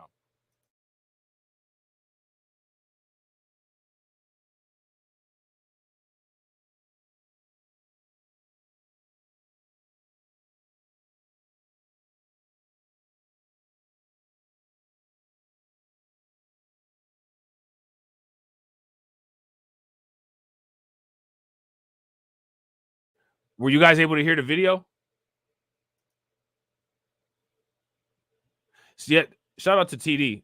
TD was telling me StreamYards was being real weird. So far, it hasn't been weird for me. I think these are more issues on my computer side, but I don't know. I don't know. Do you guys remember us talking about LULAC yesterday? If you guys remember us talking about LULAC yesterday, give me a thumbs up. If you guys don't recall us talking about LULAC, then give me a thumbs down. Who is LULAC? LULAC got something to say. Oh, no video sound? No video sound? Hold on real quick. Let's see, hold on. Let me get this together real quick. Also share tab audio. Okay. All right. All right. Let me know if y'all can hear the sound in the video now. Switching gears to a big story we've been following all day. The Latino civil rights group LULAC wants a federal investigation into Texas Attorney General Ken Paxton. Members say his office conducted raids at the homes of LULAC volunteers looking for evidence of vote harvesting. They're calling these raids unethical and illegal. News 4 San Antonio's Marisa Mendoza is digging deeper. She spoke with some of the targets of these raids and has their story. Those targeted in the raid by the Attorney General's office live in quiet communities, just like the one that you see behind me. To make matters worse, many are elderly election volunteers who are community leaders. I don't do anything. Shout out to Miss Nisi. What's good with it, Miss Nisi? Yo, leave a comment after the stream so I could add you a wrench to you for this channel, okay? Illegal. I follow the rules of the elections office, and I have never done anything illegal. 87-year-old Lydia Martinez is a longtime LULAC member. She says she has never directed voters to vote a certain way or worked on behalf of anyone. She felt humiliated when 9 officers from the AG's office and Texas Rangers raided her San Antonio home and questioned her for hours. They took her cell phone, laptop, and blank voter cards. One point, they had me outside in front of all my neighbors while they searched the living room. Last week, Martinez shared her story exclusively with us, and her identity was hidden. On Monday, she was among several LULAC leaders and volunteers targeted by the Attorney General's office for alleged voter fraud who spoke out. She shared her story demanding the U.S. Justice Department to investigate the raids last week. It was very embarrassing, intimidating, harassment. They searched everything everything in my house. This guy's actions is scaring people in Frio County from even voting. That is their tactic, that is their intent, and that is what they are trying to do. Senator Roland Gutierrez says when Paxton was being investigated for securities fraud, law enforcement never threatened him with weapons to get inside his home or office. Nobody pointed a gun at him. Nobody pointed a gun at him. And yet he is pointing a gun and intimidating our abuelitas. The U.S. Census Bureau says in Texas, there are just over 30 million people and about 12 million are Hispanics. That's roughly a third of the eligible voter population. I was born, I'm not an immigrant. I was born here. And here I am, an old woman helping seniors and veterans. And here I am in San Antonio being harassed by these people. Why? From the north side, Marisa Mendoza, News 4, San Antonio. Texas Attorney General Ken Paxton's Election Integrity Unit is leading the investigation into these allegations of ballot harvesting. The News 4 I-Team's Mariah Medina analyzed the history of the Attorney General's unit and joins us live with what she found. Mariah. Yeah, Robert, Mandy, the scope of the unit's work and authority has changed dramatically over the last couple of years. In fact, for example, in 2022, a Texas appeals court found that the AG actually had to ask local prosecutors. Yo, that's wild. Shout out to AB Promotions. AB Promotions said Democracy Now! Interviewed LULAC, and they called it WS. That's interesting. If you guys can shoot me that video in Discord or, you know, somewhere else, Twitter, I guess, or whatever, let me get hold of it real quick. You know what I'm saying? And I'll do a stream about it, and we can look at it. Also, I was looking at that press conference that they had done with that lawyer for the organization. I was thinking about doing a stream on that, just reacting to that press conference. But, you know, time constraints be the biggest thing. So we'll see what we can do. You know what I'm saying? Prosecutors first for permission before prosecuting any election integrity cases. Now, in these local cases, Paxton did get a referral from the 81st District Attorney, Audrey Lewis, seeking the AG's help investigating allegations of vote harvesting and election fraud. State lawmakers harshened punishments for election-related crimes back in 2021. A series of bills made it a state jail felony to lie while registering to vote, and requires that the Secretary of State conduct random audits of elections every 2 years. It banned the unsolicited sending of mail-in ballot applications and requires an ID for mail-in ballots. The bill also criminalized ballot harvesting, that is, collecting people's ballots to turn in to authorized locations as opposed to the voter mailing them themselves.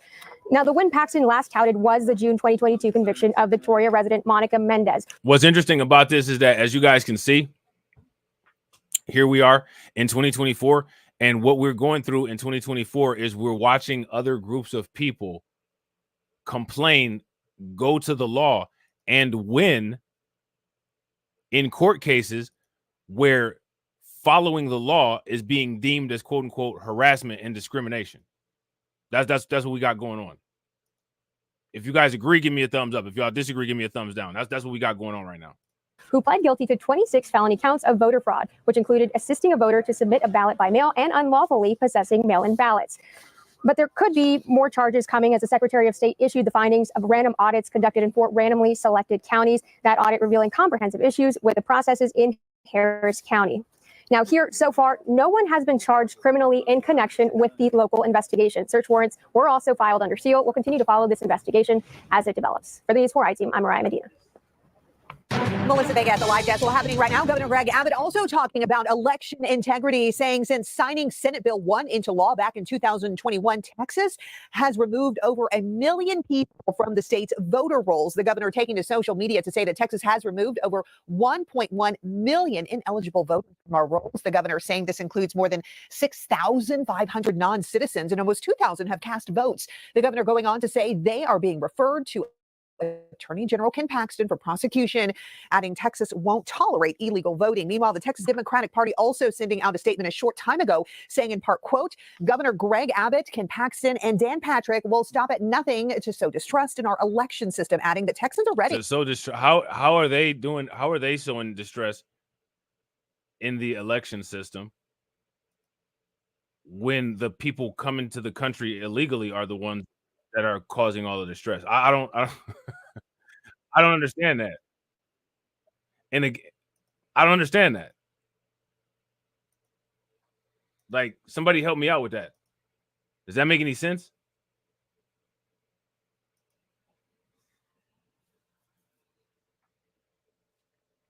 If that makes sense, give me a thumbs up. If it doesn't, give me a thumbs down. And we're going to take a listen to what your boy Abbott had to say.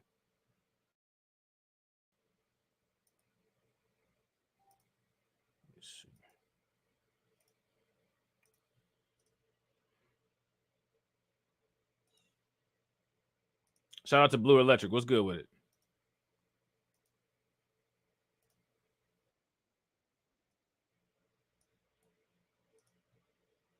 All right, let's get it.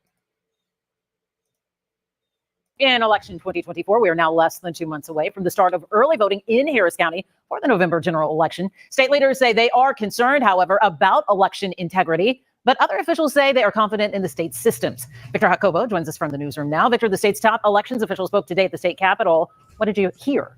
Yeah, that's right, Mia. The issue of election integrity was part of the discussion during a Texas House Committee meeting today in Austin. While the state's Republican leaders point to concerns about election integrity, the officials in charge of elections say the state's contests are secure.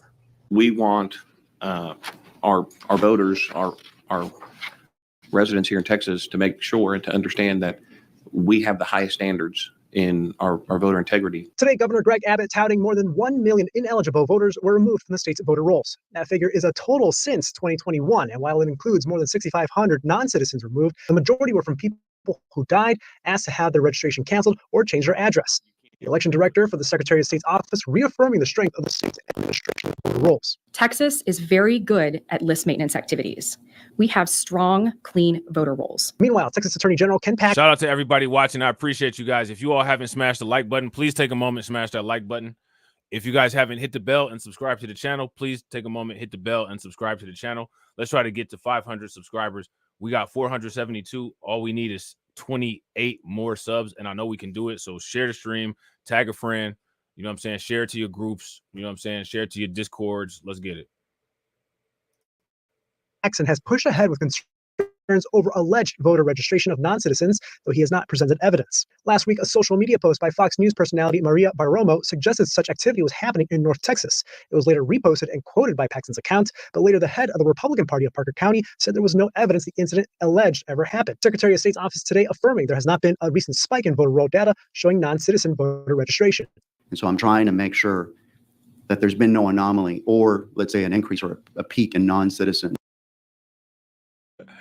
They quote tweeted my girl Maria in her annoying voice. These people in Texas are voting illegally. Quote tweet. Actually registering. What I can say is we look at that data pretty regularly to look for potential issues or anomalies. We have not seen any unusual activity. Everything has been consistent with what it has been for the last few years. And in San Antonio, law enforcement seized her iPhone, computer, personal calendar, and blank voter registration forms. The League of United Latin American Citizens, LULAC, announced it is calling on a federal investigation into Ken Paxton's office after an election integrity unit in the office searched the homes of LULAC members. Now, again, we got to take a listen to this. And I think one thing we should do is we should watch the Black and Brown watch. We should start the Black and Brown watch. What do you guys think? If you guys want to do that, give me a thumbs up. If you guys don't want to do that, then give me a thumbs down. What we'll do on the Black and Brown watch is, like the press conference, like here, we'll watch these organizations and see how many times they say Black and Brown and compare it to what we see elsewhere. And then ask some very obvious questions with very obvious answers that people will then just say that we're disinformation despite showing the data. What do you guys think about that? It's another good idea, huh?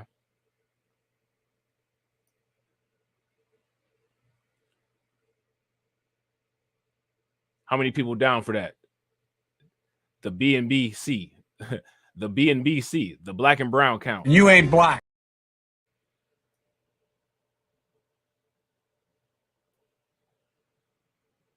Because I guarantee you during that meeting, they didn't say Black and Brown very much. I'm almost willing to bet. I'm almost willing to bet. And we should actually take bets. We could take some little friendly wagers. How many times you think it'll get mentioned? Have a little fun with it, right? Paxton said the investigation into alleged election fraud and vote harvesting started 2 years ago, and there was sufficient evidence to obtain search warrants. LULAC claims the issue is politically motivated. Since MO is 2 months before an election, he alleges election voter fraud. people are arrested or people are searched, the charges are dropped afterwards, after they've done their intent of voter suppression and voter intimidation. And that's all this is. Secretary of State's office also presented findings of an audit for the 2021-2022 election cycle that included Harris County and the now defunct Election Administrator's Office. During testimony, the Secretary of State's office said the county has improved now that the duties are with the county clerk's office. In the newsroom, Victor Jacobo, KHOU 11 News. So there's that. All right. We're going to take a look at another video on this situation here that got shut down. And like I said, as time permits, it's all about time permitting. See, I got a lot of time this week. You know what I'm saying? I had a bunch of teleconferences that now I don't have to go to. So I kind of got some time. So I've been able to like kind of, you know what I'm saying, get a lot of things done. I don't know if I'm gonna be able to keep up the frequency of the clips and the amount of clips, but I am going to try to at least put some clips up. All right. And the clips will be up on the respective channels. So the clips for undocumented, there will be nothing of undocumented per se on any other channel other than here. Now, mind you, undocumented bros and all that other stuff, that's a different story. But the content from this channel, clips will only be on this channel. They won't be anywhere else. All right. So hopefully you guys enjoy the clips. If you guys want clips from this channel, let me know. Give me a thumbs up in the chat. If you guys don't, give me a thumbs down. But I'm going to put those on there, and then I'm going to try to clip up the rest of the streams that I got later on. And then possibly might do a stream tonight. We'll see. Oh, and also, if somebody could put a link in the chat to the BLR breaking news channel, if you guys could put that link in the chat, I would definitely appreciate that.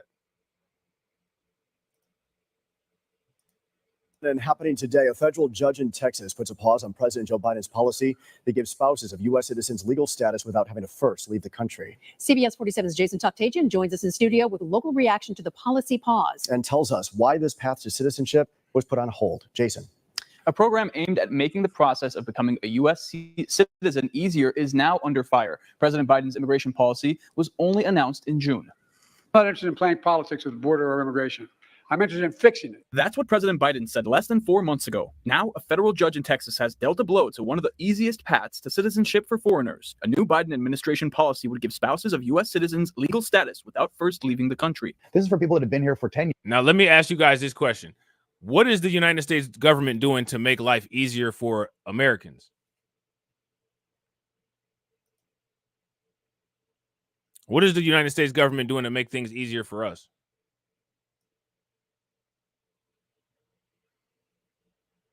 They doing anything at all?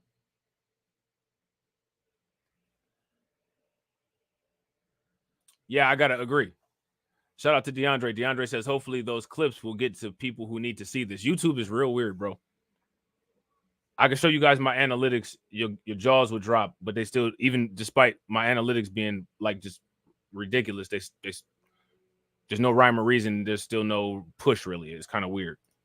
Years, they haven't left. They're not going anywhere.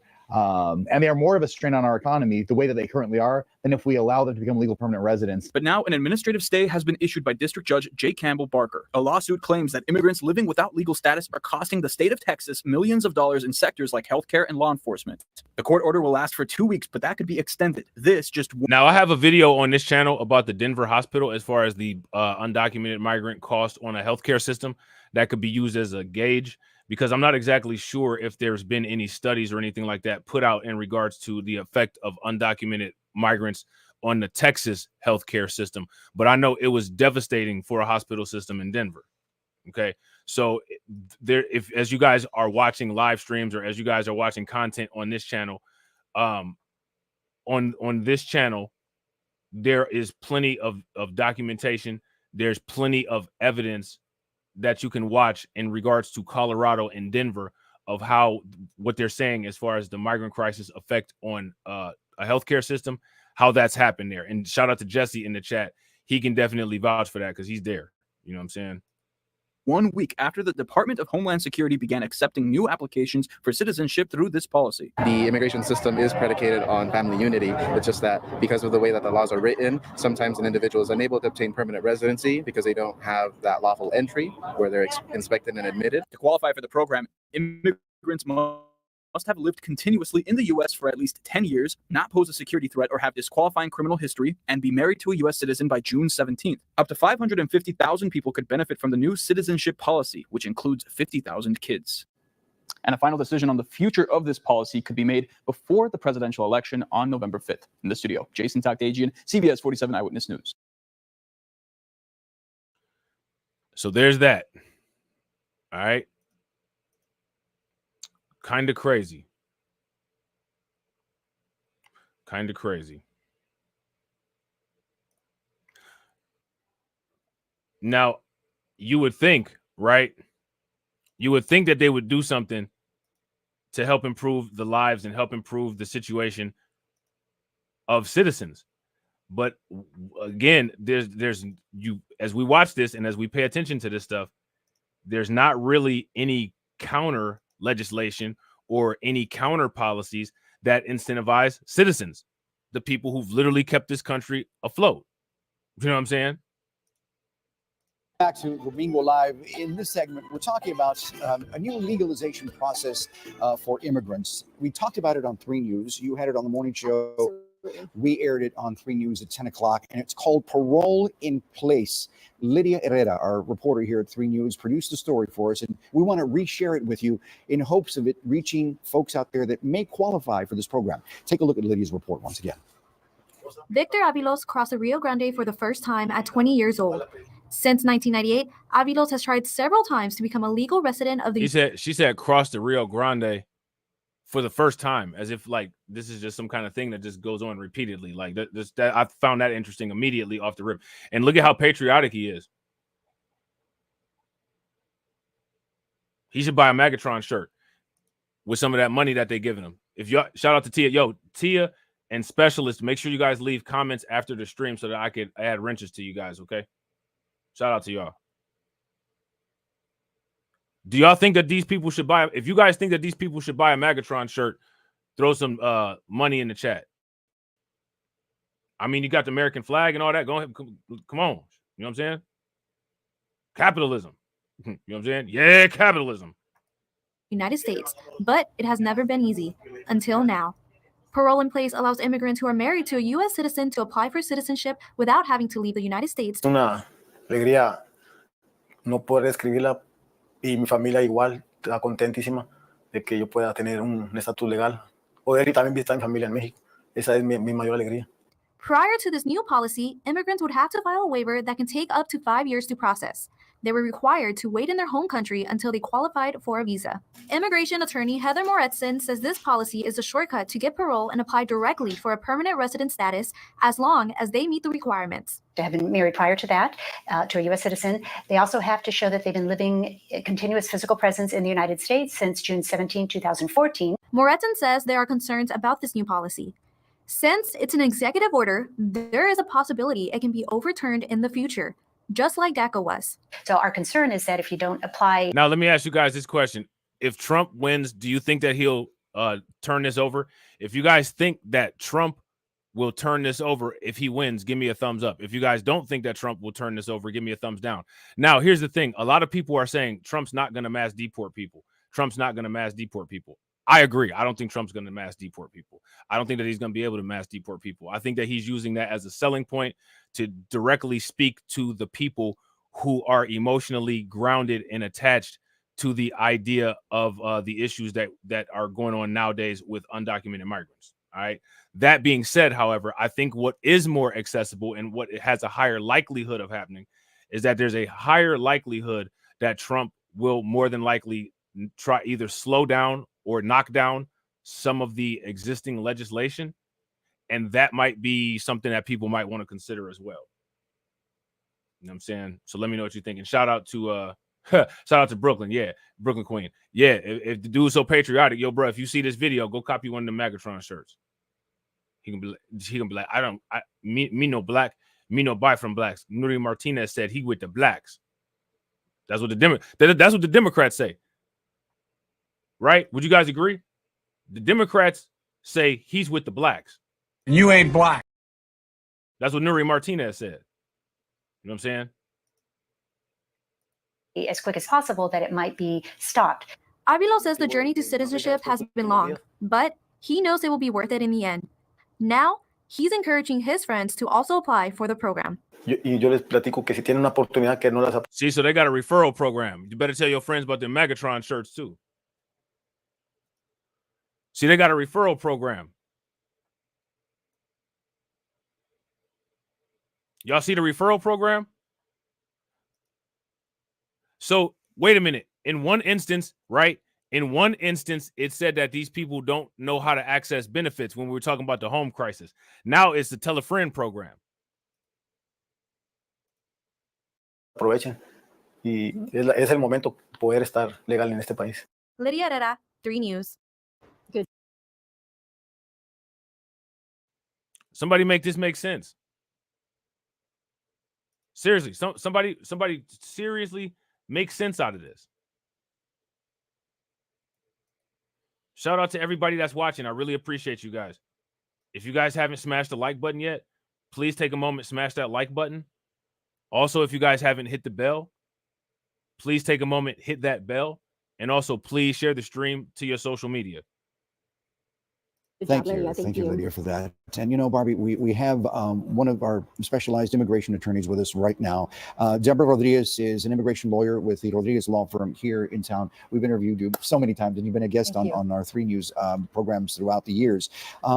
We talked about parole in place, but something has happened since Lydia's report and this moment. Tell us about that. Well, my partner Heather, who you just saw, she called it. We've been worried about a lawsuit being filed to stop this program. And in fact, it was filed on Friday. Now, the program is still operational because even though they've asked for a temporary injunction, 16 states, including Texas, the judge has not granted an injunction yet.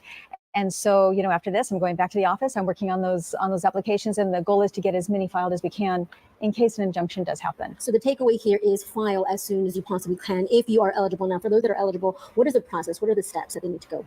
Right. You know, eligibility, I know some people think, oh, this is just so easy. It's really discretionary. You have to have been in the U.S. for at least 10 years before June 17th of 2024. So since the 14th, you have to have been married to a U.S. citizen since June 17th. You have to have pretty much a good criminal record. There will be biometrics. There will be vetting of everyone. And if that parole is granted, what it does is it changes an entry without permission into an entry with permission. And that allows the person to stay in the U.S. and apply for their green card through their U.S. citizen spouse. This also applies to stepchildren. And now that the regulations were printed just a few days ago, it also applies in some cases to widows or widowers that were married to a U.S. citizen. Again, we want to stress here what you mentioned, and that is that if they entered here 10 years ago and stayed out of trouble, did not commit any crimes, worked, did their best to be good citizens, and then married a person here, whether a young man or a young lady, and continued as a legal person would, that means working and paying taxes and doing what they did, they could be eligible for this parole in place.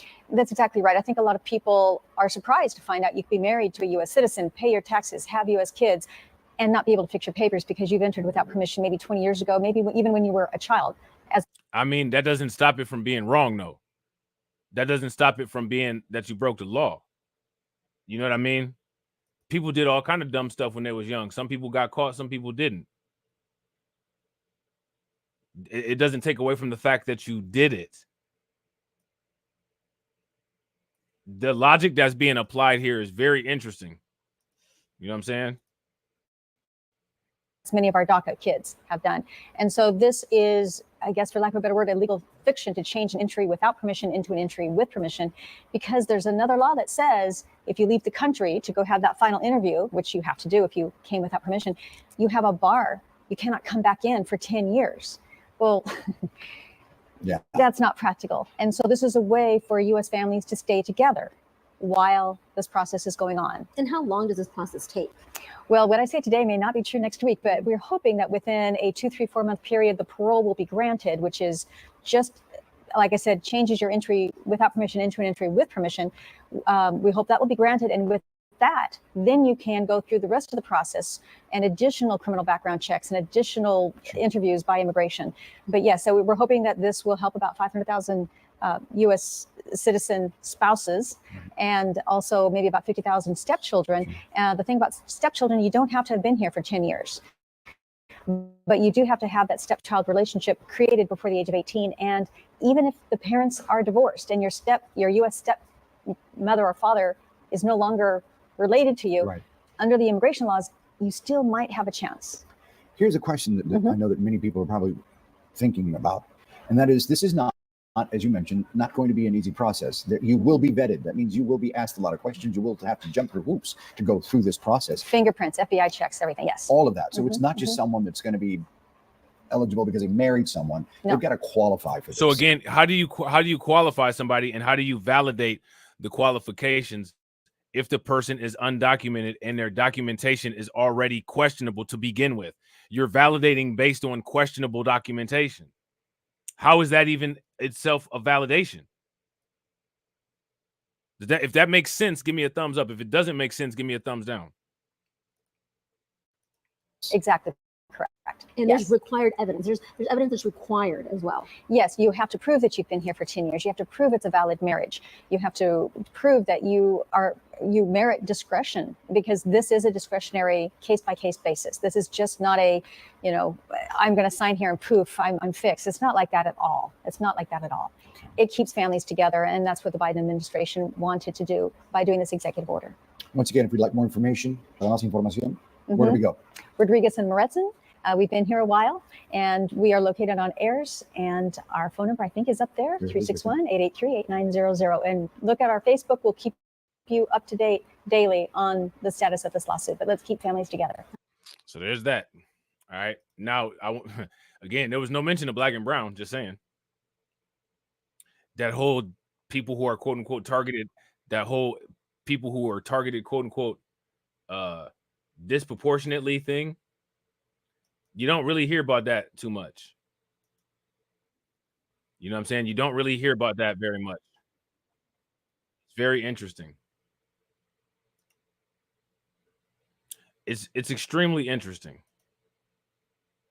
You know what I'm saying? So, and another thing that I think people should start paying attention to is pay very close attention to the whole anytime the word civil rights is used. Anytime civil rights is used, that's starting to become a red flag.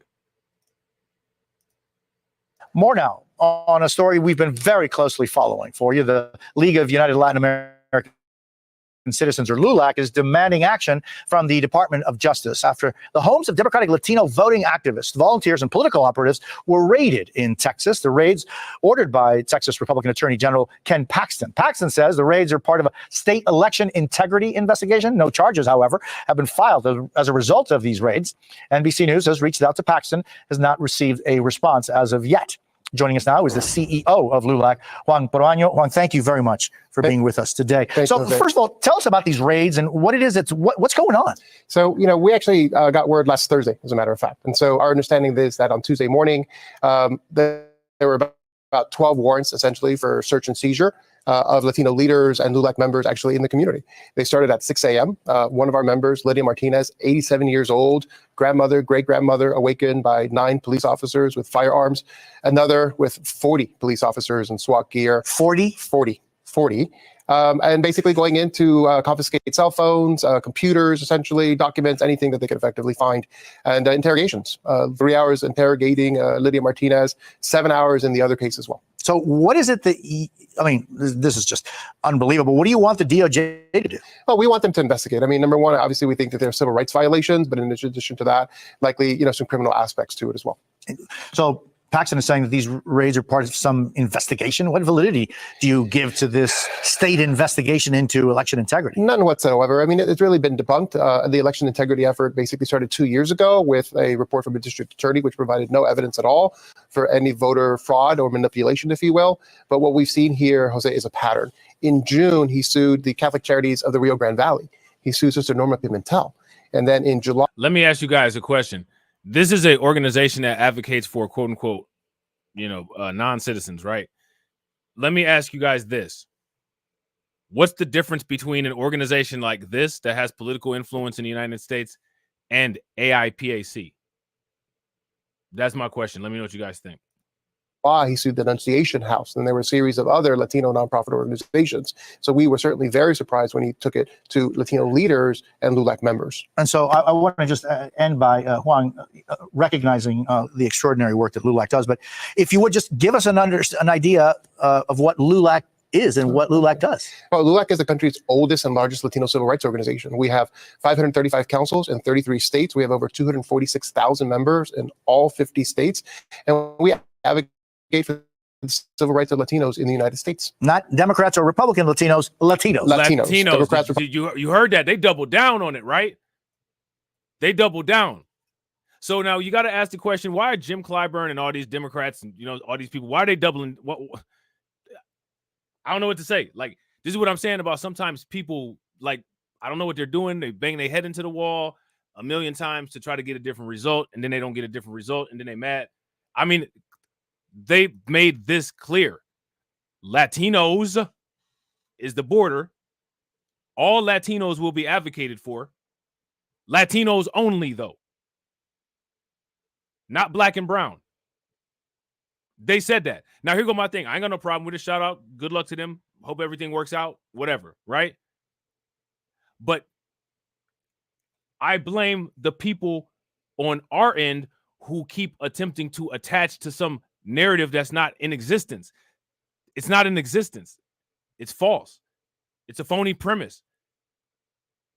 Now, they could have got a black person like Al Sharpton or somebody up there, and his silly self would have said black and brown. And all disenfranchised people and the three-legged midget that Dr. Claude Anderson be talking about and all this other stuff, right? They made it very clear. How much more clear do things need to be? That's my question.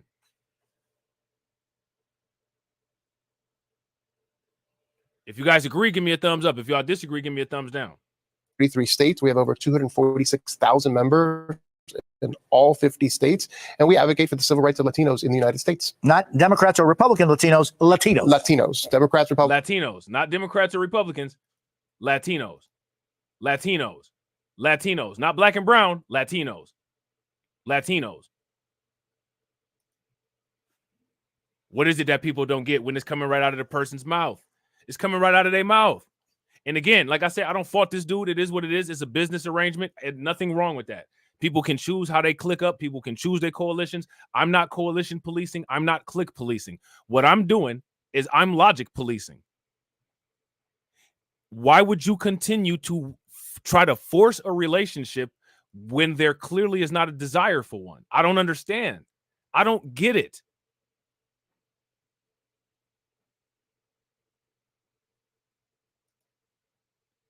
I don't get it, man.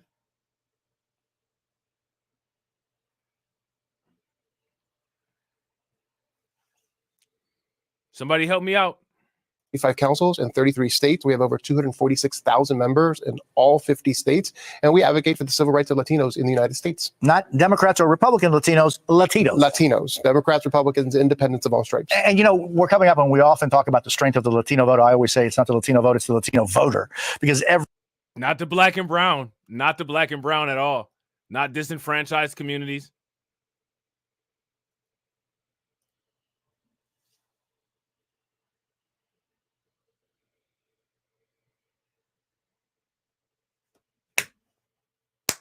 I don't know what to say, man. You know what I'm saying? I don't know what to say, man. I don't understand the logic.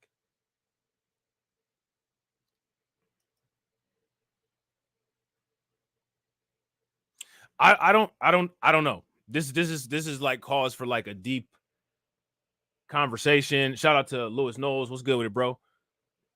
Discussion, analysis. I don't. To me, it's not that difficult of a. It's not that difficult of a issue, but for whatever reason, it's just people don't seem to. I don't know. It's clear as day, though. I'll tell you that. And again, I'm not applying this to every single quote unquote Latino. Individual dynamics are very different than group dynamics. I don't even know if people really understand that. I don't get as simplistic as a lot of the conversations are that people have about these societal situations and, you know, people interacting amongst each other, I don't even think like people are versed on interpersonal socialization and interpersonal relationships. Listen, I'm going to tell you something. Group dynamics are always different. They're always different. They're always different. Listen to me. Group dynamics are always different. Because of our circumstance, because of what's popular on social media, because we live in the United States, the group dynamic that we talk about in many cases is mainly race or gender, right? If you guys agree, give me a thumbs up. If you guys disagree, give me a thumbs down. Now, you have to understand group dynamics. And I'm going to take race and gender out of it, and we're going to use work, because work is an example that everybody can relate to. Say, for instance, you have a friend. You guys went to high school together. You graduated high school. You work at the same place. You've worked there for 5 years. You're on the line. Your friend gets promoted to being a supervisor. You get a different certification to work on the line, so you get a little bit more money. Like, you're progressing to get more advanced skills working on the line. Your friend is taking a management path, right? You're advancing in your career. Your friend is advancing in his career. However, your friend is advancing in management, which means that they have increased power and increased authority, and also a whole new peer group. A whole new peer group. So now you and your friend may be cool outside of work. You guys might have an understanding at work, but at work, the group dynamic takes over. And the dynamics at work are, you're on the line, he's on the management side.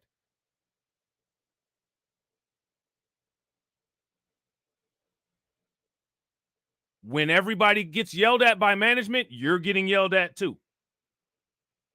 Not because your friend don't like you or whatever.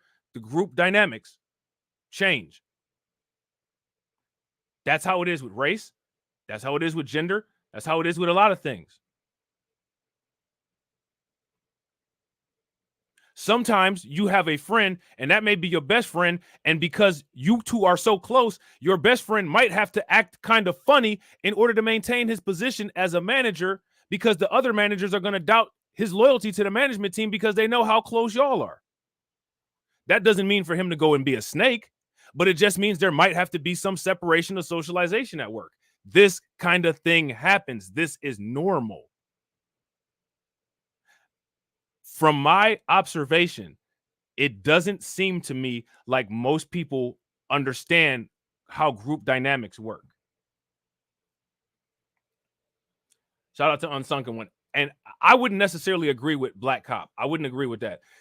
I would say that you would see that kind of dynamic when there's a black cop who's a buck dancer that works in a majority white precinct.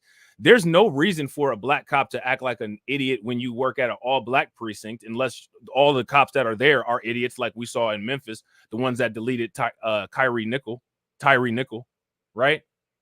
So I wouldn't even give the cop a benefit of a doubt. I'm not giving you no benefit of doubt. It's plenty of cops. Look at New York City, all them bankers, the cops, you know what I'm saying, and the mafia, and we can all identify each of those groups by ethnicity. They was all cool. They all did business. Business took over at some points. So the cops don't even get no benefit of the doubt. They don't have to do that. They don't have to act like that. They just do. That's on them. That's a personal choice. You are personally a piece of crap if you lose who you are when you go work somewhere. Y'all remember that Tales from the Hood? Y'all remember that? Clarence. Remember that? Where was you at when I needed you, brother? You remember that? The first story on Tales from the Hood. Young black lawyer. Civil rights. Cops pulled him over. They had a black cop with him. The black cop didn't stand up to the white cops that deleted him and beat him up. Clarence came back on some stuff like this. Of course, my computer is acting ridiculous. Ancient spirits of evil, transform this decayed form to Mumra, the ever-living!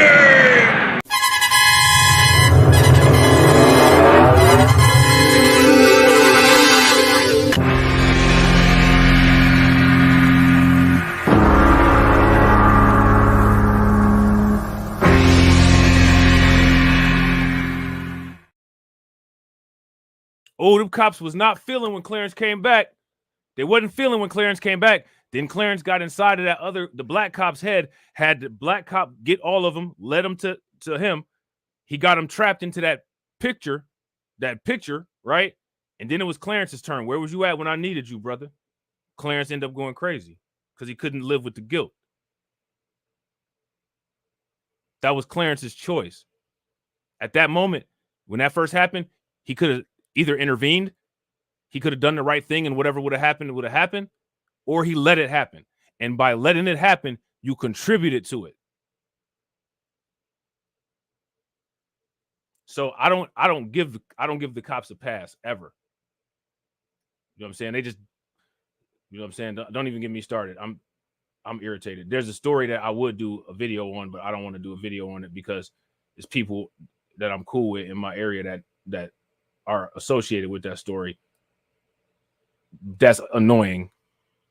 You know what I'm saying? Because the cops just be running around on some wild animal type stuff, but it is what it is.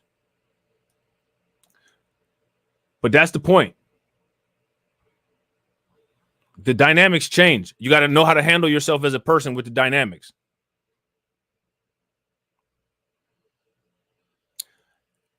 When Derek Chauvin deleted George Floyd, there were two cops. It was their first day on duty. They just sat there and let him do it. Nobody stopped you from intervening or saying something, bringing attention, calling a supervisor. You can even as far as the police go, you can even do the right thing within the blue line, within the blue code. You can even do it within the blue code. You might not call internal affairs, but say for instance you call a senior police officer or something, and they deal with it internally, whatever, to just get the situation right. But they don't do it because they don't care, because they want to be down. They like Brandy, they want to be down. So since they want to be down, you know what I'm saying, let them fall. Have 535 councils in 33 states. We have over 246,000 members in all 50 states, and we advocate for the civil rights of Latinos in the United States. Not Democrats or Republican Latinos, Latinos. Latinos, Democrats, Republicans, independents of all stripes. And, you know, we're coming up and we often talk about the strength of the Latino vote. I always say it's not the Latino vote, it's the Latino voter, because every single Latino voter may be different in what are the conditions and circumstances that they decide when they go to the ballot box. But I'm just wondering, you know, it's important for people to know the strength of the Latino voter in our country. Listen, man, he's really on it, isn't he? That's important. This guy must have some future plans on running for president, and he's making some clips for himself right now. I mean, I don't disagree. You know what I'm saying? As a fellow American, you know what I'm saying? Which is interesting, the relationship that Americans have, because we're competitors on the same team and on the opposite team all at the same time, right? Yeah, I'm interested in this. I'm interested in this. This is what you call an exertion of authority or an exertion of dominance. And we talked about, and it's interesting because on these local news channels, the conversation kind of, it always gets shifted to this, right? Like it gets shifted to this. They were talking about how Texas is going to be the first majority minority state. So people know what time it is. People are moving. They're quantitatively easing. They're doing things to accelerate and decelerate certain things. And you just kind of gotta sit back and ask yourself, some really irritating questions. You know what I'm saying? every single Latino voter may be different in what are the conditions and circumstances that they decide when they go to the ballot box. But I'm just wondering, it's important for people to know the strength of the Latino voter in our country. And they've always said it's a sleeping giant. Yeah, I saw you do the piece on Georgia, for example. In Texas, there are 12. The piece on Georgia. Now, when people start calling out states, you know what that meant. That's like if we be like, man, listen, man, I moved over to the west side now. I got 3 or 4 blocks over there on the west side. You know what I'm saying? They eating it up. What? Then west side boys gonna listen to you like, what? I'm just saying, I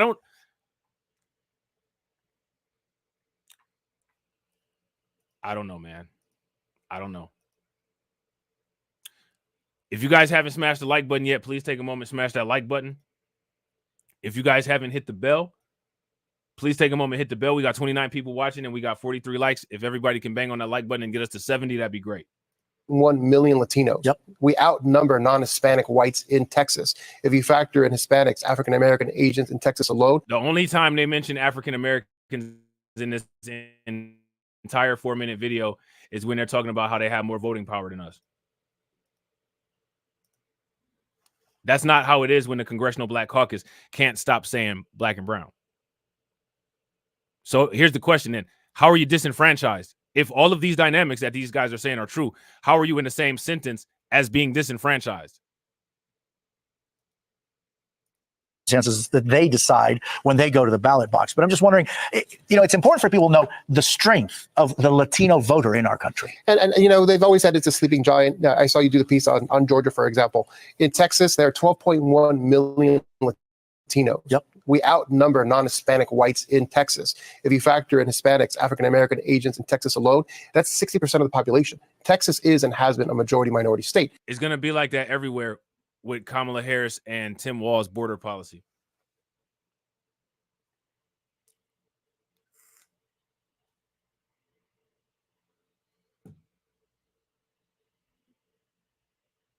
So my question is, how are people prepared to deal with a Harris-Walz presidency for the next 4 years? But in Georgia, there are 1 million Latinos. That's actually less than 5% of the population, significantly under the national average. But 5% of the electorate is Latino. In a state that Biden won by less than 15,000 votes, Latinos can actually make a difference there, Pennsylvania and in Michigan. And in the entire country. Absolutely. Juan Perano, thank you very much. It's good to see you, my friend. It's a real Really pleasure. appreciate your time. Thank you. So there's that. I thought that was an interesting conversation. Good conversation. Good conversation. You know what I'm saying? Interesting to see some of the things. It's interesting to see some of the ways that people, advantages that people have that we don't have and how they maneuver them. Now, here goes my question. What is people's plan to counter that? I'm Andrew Kraft. Let's get into more of these top headlines, including this one. The federal judge in Texas yesterday paused the Biden administration policy that would give spouses of U.S. citizens legal status without having to first leave the country. We reported on this. Right. I got to agree. Shout out to DSB. DSB says, if the Latino vote is so huge, stop asking black people for our votes. I agree 100%. If you guys agree with DSB, give me a thumbs up. If you guys disagree, give me a thumbs down. At the time, this was announced back in June at the White House by President Biden. Well, this is now on pause after this federal judge's ruling today. I want to put up the Associated Press. They report it this way, that a federal judge in Texas orders a temporary pause on the Biden program that offers legal status to spouses of U.S. citizens. Well, our friend there at Fox 4 Dallas, reporter Alex Boye, has more. Let's watch. Well, this administrative stay is a big setback for the estimated 500,000 immigrant spouses of U.S. citizens. Many of them have lived in the United States for approximately 20 years, according to the White House. But 2 immigration advocacy groups have already filed their own motion to intervene. A federal judge in Texas on Monday ordered a temporary pause on the Biden administration's new protections that offer spouses of U.S. citizens without. Now, I want you guys to pay very close attention. This is what people really need to understand. I really, really, really need people to understand this. The Republicans and the conservative people, they're not doing their border legislation. They're not doing any of their border resistance. They're not doing any of that with us in mind. They're not doing that with any of us in mind. This is another civil war situation in the United States. And it's another situation where groups of white people or groups of non-black people fighting will either cause trickle-down benefit or trickle-down harm to black people. That's what the situation is. And my question is, when are people going to be sick of being in a situation like that? That is absolutely 110% not the way to be. We're on a battlefield where everybody else has AR-15s and landmines, and we got sticks and stones. And it just so happens that one side doesn't like us as much as the other. So instead of deleting us at the moment, they'll run past one of us and get the other ones at the moment until the war's over. Then after the war's over, it's back to being, you know what I'm saying, focus on us. That's the situation we in. That's the situation we've been in. And the politicians and the alleged leaders and all of these people have done nothing. Nothing competent, nothing adequate, nothing with any longevity or retention to change the trajectory of that path. That is absurd. And the very people who are supposed to be doing that are the very people who are supporting one side of this quote unquote civil war, the side that pays them the best. Because they're not in it to advocate for us or anything. They're in it to line their own pockets. So just take that with a grain of salt and think about it. Legal status who meet certain criteria, a path to citizenship by applying for a green card and staying in the U.S. while undergoing the process. From what I understand is that the Biden administration, the executive branch, can continue to receive applications, but it cannot adjudicate any applications while the stay is in place. The administrative stay issued by U.S. District Judge J. Campbell Barker comes after 16 states, including Texas, and all led by Republican attorneys general, challenged the program Friday in a lawsuit that claimed the policy would encourage illegal immigration. The coalition of states accused the administration of bypassing Congress for, quote, is it safe to say that any program that comes with some form of benefit or some form of incentive to come to the United States, is it safe to say that any program like that would encourage illegal migration? If it is, give me a thumbs up. If not, give me a thumbs down. blatant political purposes. Texas Attorney General Ken Paxton posting on X, "We have temporarily blocked Biden's unlawful new parole in place program." Laura Collins with the Bush Institute calls this a familiar pattern. The thing that always stands out to me when we see a court challenge to an executive branch action on immigration is how much Congress really does still need to act to make immigration reform a reality. In response to the administrative stay, 2 advocacy groups filed a motion in a U.S. District Court in Tyler to intervene on behalf of 11 immigrant clients. If granted, the motion to intervene would ensure that the people most directly impacted by this Keeping Families Together process would have a voice before the court. People like Oscar Silva Perez, who married his high school sweetheart. She is a U.S. citizen. The couple lives in Denton. Perez has lived in the U.S. since he was a child. And Natalie and I. Now, let me ask you guys this question. Why do people naively not think that these people understand these little workarounds for citizenship? I don't understand why they don't think that they get this stuff. Why do they think that they don't get this stuff? Like, somebody make it make sense. Are seeking to defend Keeping Families Together parole because we want to fight for our dreams. And part of that dream for Perez is to finish his master's degree at UNT in Denton. The order puts the program on hold for at least the next 2 weeks as the challenges continue. In Dallas, Alex Boyer, Fox 4 News. Alex, thanks so much. Well, President Biden at the White House there weighing in on this ruling today, saying in part, last night, a single district court in Texas ruled that our work to keep families together has to stop. That ruling is wrong. These families should not be needlessly separated. They should be able to stay together. And my administration will not stop fighting for them. I'm not interested in playing politics with the border or immigration. I'm interested in solving problems. Nor am I interested in tearing families apart. That is not who we are as Americans. I will continue to fight to secure our border and fix our broken immigration system. Biden says America is not a country. that tears families apart. In the meantime here, let's bring into the conversation Michelle Lapointe. She's legal counsel at the American Immigration. America is absolutely a country that tears families apart. Literally, America was founded on tearing people's families apart. Seriously?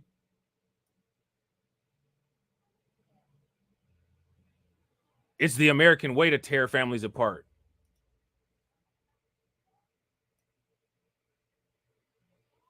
How many people, how many families, speaking of tearing families apart, I mean, what's up with all of our last names?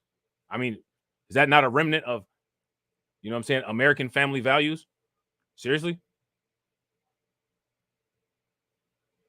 The gaslighting is wild. Don't fall for it. You know what I'm saying? The gaslighting is wild. It's disrespectful. And we've got a lot of serious steps to take, if you ask me. If you guys agree, give me a thumbs up. If you guys disagree, give me a thumbs down. Counsel, she joins me. Michelle, thanks for being with us here. I know you've been following this matter very closely as it works its way through the courts. I guess my first question to you is this. Is this DACA 2.0? Are we seeing the same strategy be deployed here by some of the executive order's detractors in order to stop it? Do you get hints that this is very reminiscent of DACA? Well, certainly the strategy that the opponents of this program are using has some echoes of DACA, but this is different. This is about the spouses of U.S. citizens who have been in the country at least 10 years, and it allows them to apply for something called parole in place, which is the first step to allow them to adjust status to get a green card eventually. And so let's start with the been in the United States for 10 years. Why is how they entered the United States not considered? Why is that not a consideration? I think that, okay, that's fine. The fact that they've been in the United States for 10 years, it doesn't mean anything. You could sell crack for 10 years and not get in trouble, but the day you get in trouble, you're getting prosecuted, right? So that doesn't, again, something happening for a duration of time does not eliminate the fact that it's a crime. This is absurd. And anybody that passed the bar exam that's trying to perpetuate this type of knowledge, this type of falsehood should be reevaluated for an ethics violation, if you ask me. If you guys agree, give me a thumbs up. If you guys disagree, give me a thumbs down. And these are folks who are not recent arrivals. These are folks with deep ties to their communities and have longstanding ties to the United States. And this is simply a program that would have allowed them to adjust status more easily and hopefully will. What they're doing right now, this is like nation squatter rights. This is almost like common law nation squatter rights. If you guys agree, give me a thumbs up. If y'all disagree, give me a thumbs down. And real quick, shout out to everybody that's watching. I really appreciate you guys. If you guys have not smashed that like button, please take a moment, smash that like button. Also, if you guys haven't hit the bell, please take a moment, hit the bell. We got 35 people watching. Shout out to y'all. And we got 45 likes. If everybody could take a moment, bang on that like button and get us to 80, that'd be great. After it winds its way through the courts. Yeah, I wanted to ask too, because for those who were set to apply to this, is it always in the back of their minds that this could be mired in the courts, even on the part of Biden administration officials who laid out this executive order going into the very announcement? Isn't it well known that this could be put on pause by the courts, much like it was yesterday here? How does the Biden administration navigate this? But also, how does everyday undocumented spouses of American citizens, how do they navigate it too? Well, that's right. I mean, these are folks who've been living with uncertainty for a very long time. They always have the reality of living undocumented in the United States and all the risks that entailed. But this program gave a glimmer of hope to these families, to these spouses, and it's really tragic to see the court pausing it for this time. We, of course, don't know how it will ultimately play out. And the hope is that these spouses will be able to access the program. Importantly, it did not completely shut down the program. It only prohibits the Department of Homeland Security from granting the parole in place. They can still accept applications. But people want to be with their spouses, and I think they're willing to take the risk of applying, even with the uncertainty. I see. Yeah, this would impact about 500,000 people here in the United States right now illegally as well. Also, I just want to go into where this was paused at the Fifth Circuit, and this was Judge Barker. He wrote, "The claims are substantial and warrant closer consideration than the court has been able to afford to date." So is this just a time-saving measure, to give it a little more time to consider at this level of the court system? Barker also went on to say that, or I should say, he was appointed by former President Trump in 2019 as a judge in Tyler, Texas, which lies in that 5th U.S. Circuit Court of Appeals here. So is this just for the 5th Circuit to buy more time to consider the case in front of them? Well, that's certainly how this district judge in Texas characterized it. But unfortunately, it's more than that. The Department of Homeland Security had already been considering applications, and people had been preparing applications and submitting them to DHS. And what this is doing is putting this program on pause. So far for only 14 days, but the judge indicated that he may extend that stay longer. And the DOJ had said that they really needed to determine first whether the states are even injured, whether they have a right to be in court at all, because without that injury, they don't have a right to go to federal court to shut down a nationwide program.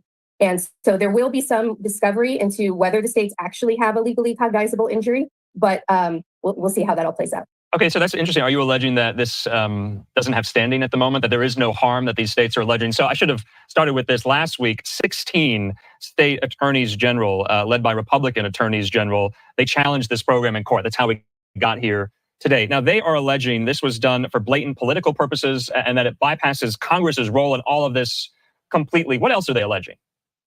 The states are claiming, and I should note that it's not just the states' attorneys general, but Stephen Miller's legal group, the former Trump advisor, who has a private legal group now that is working closely with the states who have brought suit. But they're alleging very speculative, very generalized harms that they say result from undocumented immigration generally. And the United States, the Department of Justice, is saying, no, these are just speculative harms, and you cannot trace them back to this program specifically. These are only your generalized grievances with the Biden administration's immigration policies or with undocumented immigration generally. And without a legal harm, a concrete harm, a case should not even be in federal court. And that's what the DOJ is arguing now before the judge, that you shouldn't even get to the merits of the dispute because you don't have a right to be in front of the court to begin with. Okay, so more specifically, though, what is the harm in an undocumented spouse of a U.S. citizen who has been here in the country illegally for more than 10 years or at least 10 years? By granting them shielding of deportation and a work permit, what are some of these Republican attorneys general saying is the harm with that program?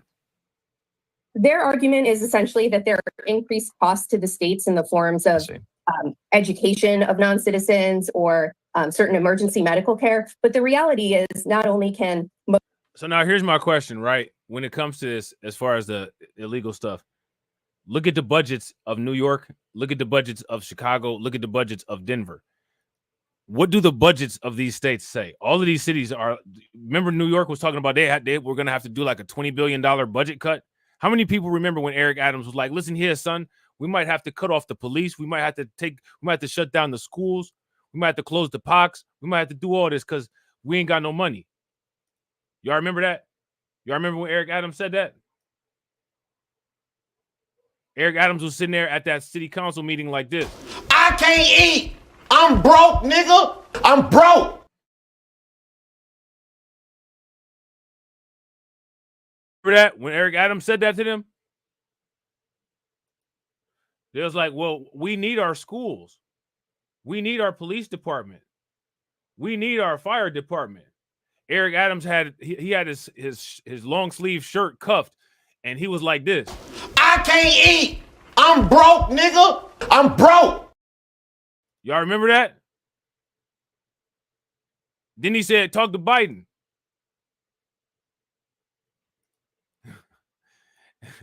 Eric Adams said, they're trying to put cases on me. You know what I'm saying? He said, they're trying to put a case on me. You know what I'm saying? I'm the mayor of New York. I run all this. You know what I'm saying? Remember? And they sit up here acting like they don't know what time it is. Most undocumented immigrants not access public benefits in any way, but to the extent that people are in this country undocumented, they are contributing economically far more than they're taking from these states. Yeah, you know what type of logic that is that she using? Y'all know what type of logic that is? They're just like a woman.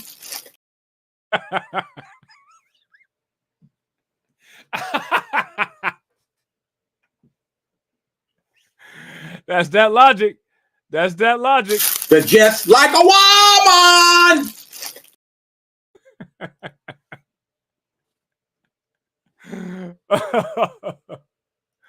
Oh, man. And so these generalized arguments about cost really are not enough to stay in federal court and bring a claim to shut down a nationwide program. You know, just lastly, Michelle, do you think this gets to the Supreme Court? Are we headed there? Well, it's hard to predict, but most of these cases where Republican-led states have challenged the Biden-Harris administration's actions on immigration, the big ones like this have eventually, or sometimes quickly, ended up before the Supreme Court. So I think that would surprise no one if this district court in Texas were not the final stop on this journey. Yeah, and the waiting game continues for some of these individuals. The uncertainty continues for some of these individuals. What would you say to them? What's your message to them right now? Well, these families have lived with uncertainty for so many years. They're important members of our communities and our society. And it's our hope that this program will be able to continue and allow people to remain together with their families and not have to face the uncertainty of leaving the country before they can adjust and have access. How about use a legal pathway along with your family and put your family on course to use a legal pathway to enter the country so that you don't have to worry about any associated inconvenience with any of this? Like, to me, that would be the most obvious course of action. But instead, we got folks up here thinking like this. They're just like a woman.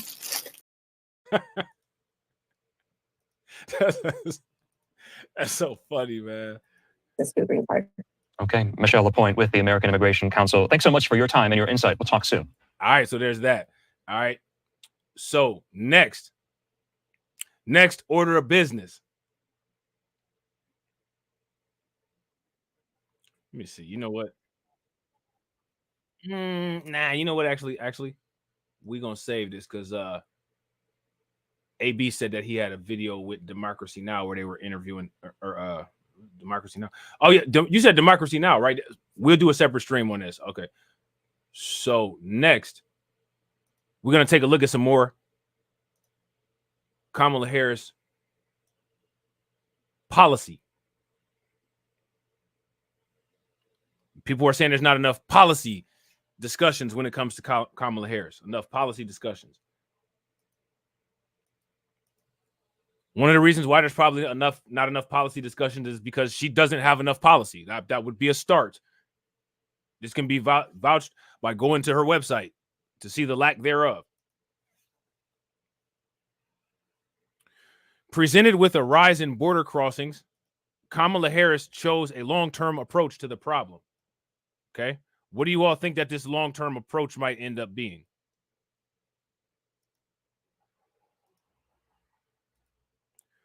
What is Kamala Harris's long-term approach to this problem?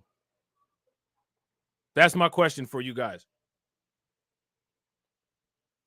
Now, we already on the other channels have talked about Tim Walz and his positions on immigration, right? We've already talked about that. She must have compatible sentiments to him if she chose him to be her vice president candidate. Would you guys agree? If you guys agree, give me a thumbs up. If y'all disagree, give me a thumbs down.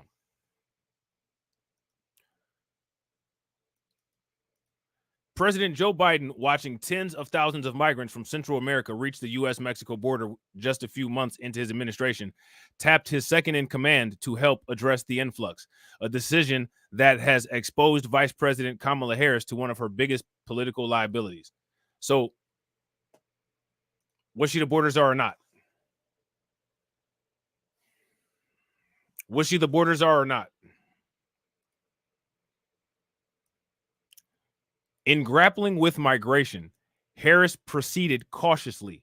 She focused her time and prestige on boosting private investment in El Salvador, Honduras, Guatemala, the so-called Northern Triangle. Her goal was to help create jobs to bolster economies and dissuade migrants from making the perilous journey to the United States.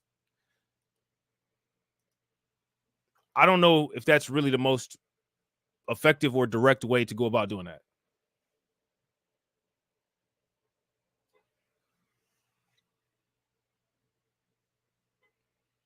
If we're saying that these countries have corrupt governments, why would you do business with the government to benefit the citizens? It's kind of counterintuitive to me.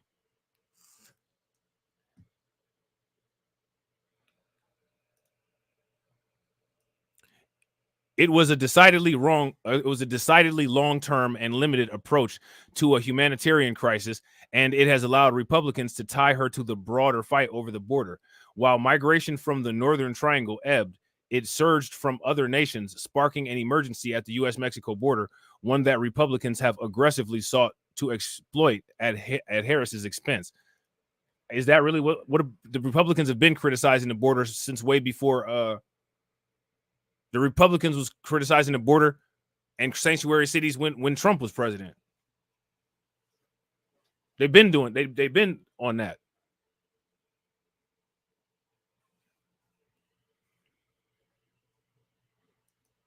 A review of Harris's work on immigration reveals a record that is more nuanced than the one presented by her critics or allies. And what that means is that it's a bad record that needs to be dressed up for PR purposes from Associated Press. That's what that means. You either succeeded or you failed. It's one of the two.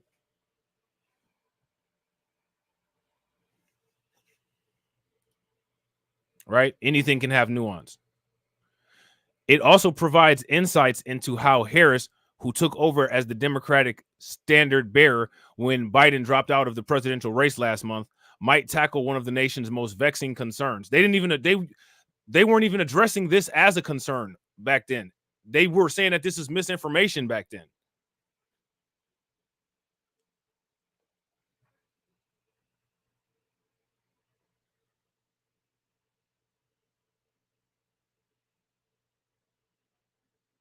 How many people remember when they were saying that this was misinformation? Now here they go. Harris was quote unquote never the border czar or put in charge of border security or halting illegal border crossings as former President Donald Trump, Republicans, or even the occasional media outlet have claimed. Now, shout out to everybody that's in the Discord. I need the people in the Discord to do me a favor. I need the Discord to find every instance of where the mainstream media called Kamala Harris the border czar and put the link to it in the Discord for me. Can you guys do that? If you guys can do that, give me some flames. If you guys can't, give me a thumbs down, or give me a thumbs down or angry faces. I'm unsubscribing because you asked me to do that. You know what I'm saying?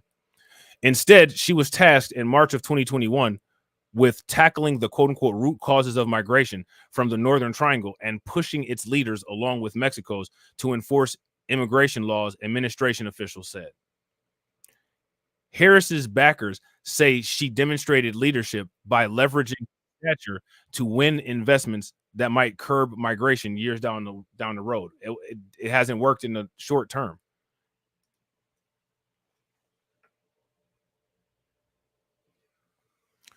It unfortunately has not worked in the short term.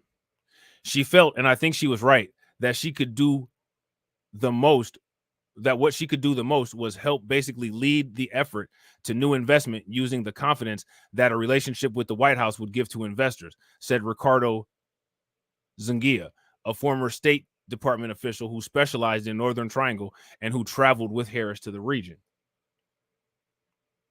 Okay, so what did she do in the region then?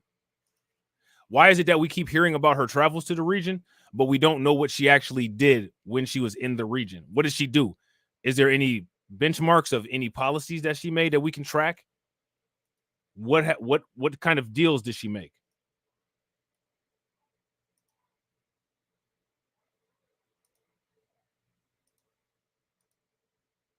Like, they keep talking about her just going to the border, but like we don't know what she did.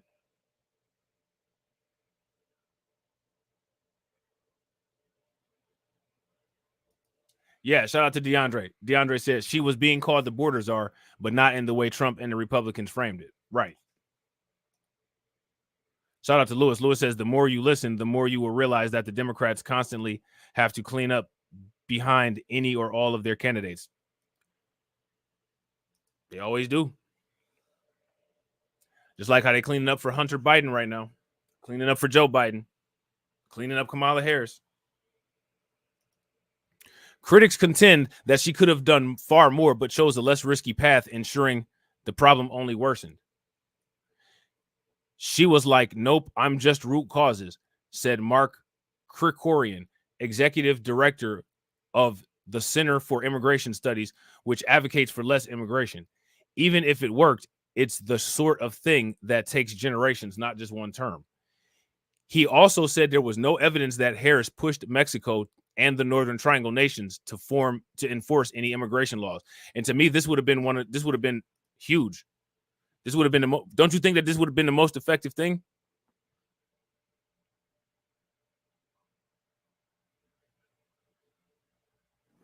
Oh, I agree 100%, DeAndre. I agree 100%. Absolutely. You get no disagreement from me there, bro. If you guys agree with DeAndre, give me a thumbs up. If y'all disagree, give me a thumbs down. DeAndre says, so she may have failed at whatever her job was, but this mass influx of immigrants is not her fault. Immigration has been a problem in this country since the 1980s. Facts. And Dr. Claude Anderson been talking about it since forever. You go back and watch one of them old Dr. Claude Anderson speeches. It looks like the 1980s, sounds like today.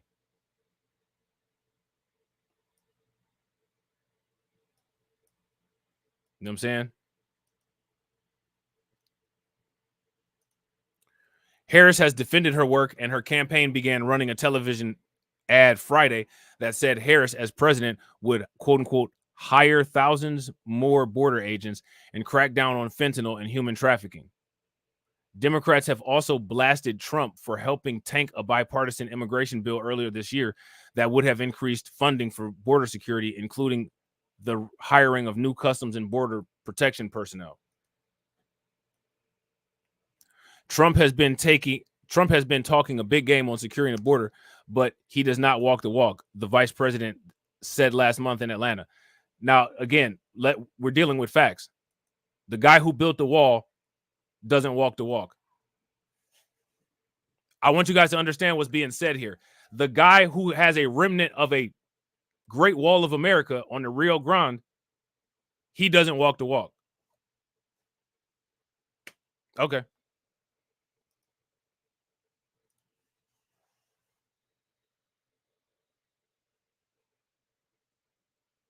Okay.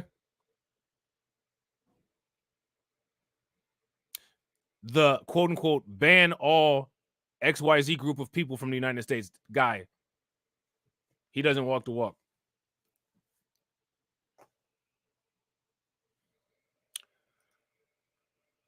Later, she added, Donald Trump does not care about border security. He only cares about himself.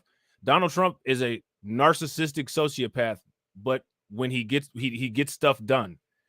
His narcissism and his sociopathy, his narcissism and his sociopathy drive him into a task orientation where he has remnants of things that he actually did, where you're saying that he didn't do this stuff, but he actually did it. I would not disagree with that. Trump only wants to get the praise for all this stuff, but he follows through with it, though. So regardless of what the motivation is, it got done.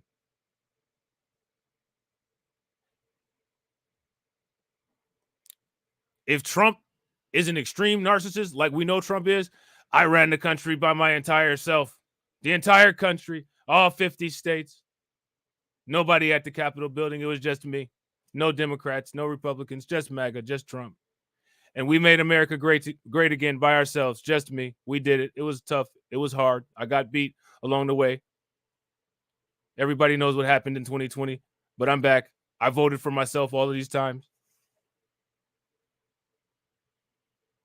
Yeah, everybody, we all know.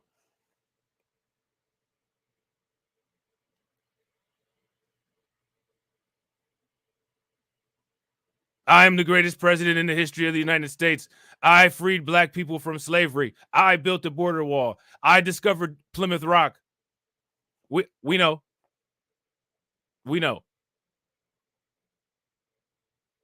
I think that at this point, people have just learned to filter that stuff out. And the only people that actually jump on it are the mainstream media. But you can't, but You can't say that he didn't do anything about the border, though, when there's still a incomplete large border wall at the southern border. You know what I'm saying? And then turn around and say that he's not about immigration policy. Like, to me, that's just bizarre. And what was it, Title 40? What was it, Title 47 or something like that? What was the name of that? Article 47 or something like that? The ban that kept people down there, that when that expired, the immigration skyrocketed. Title 49 or Title 47 or something like that. It was about the C-19, and it kept people in Mexico. He did that. These are just factual statements.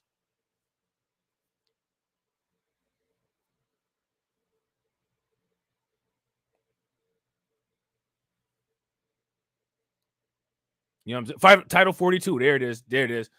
Shout out to DeAndre. DeAndre says, I'm BSing. I'm using leftist talking points being used to walk Kamala out of being tasked with what went on for the last 3 years in order for her to be elected, as if it will change when she gets elected. Yeah, that's it. Title 42. Yeah, I appreciate you guys. As many videos as I did on that, you would think I'd know, but it'd be too much content. How many people remember the negative effects on the border when Title 42 expired? What was the immediate effect that took place when Title 42 expired? What happened? Immigration has long been an issue that motivates Trump and his base of supporters, and polls show it is among the most important issues in the mind of voters. Now, I would say immigration is a blue state issue of people that live in states with sanctuary cities or sanctuary states. It's now become a specific sector of blue people's issue as well. And the Democrats made it that way. They made the liberals in Chicago have this issue. They made the liberals in New York have this issue. They made the liberals in California and the liberals in Colorado had this issue. And they keep gaslighting. As a presidential candidate in 2016, Trump said he would build a wall along the border between the United States and Mexico and get Mexico to pay for it. Trump was not able to complete the project, and Mexico did not fund the part of the barrier that was constructed. The former president also used explosive language to describe immigrants, launching his campaign by suggesting Mexico was sending its, you see those words down there, I ain't gonna say it, you know what I'm saying, because, you know, YouTube be wilding, to the United States. Now, we got a prison gang running around in the United States called Tren de Agua. How you, if prisoners aren't coming here, how you get a prison gang pop up here? We don't have Tren de Agua in the United States prisons. It's a Venezuelan prison gang. So how is it so many prisoners that's here that can form a prison gang in the United States?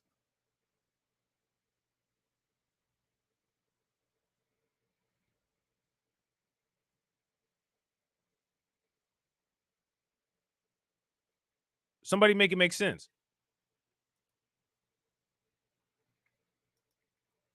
So now here it says, while in office, Trump sought to tightly restrict asylum, which was challenged in the courts.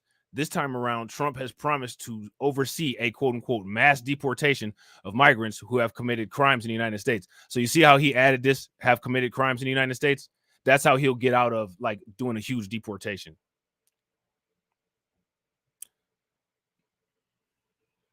Migration numbers have spiked and dropped during both presidencies.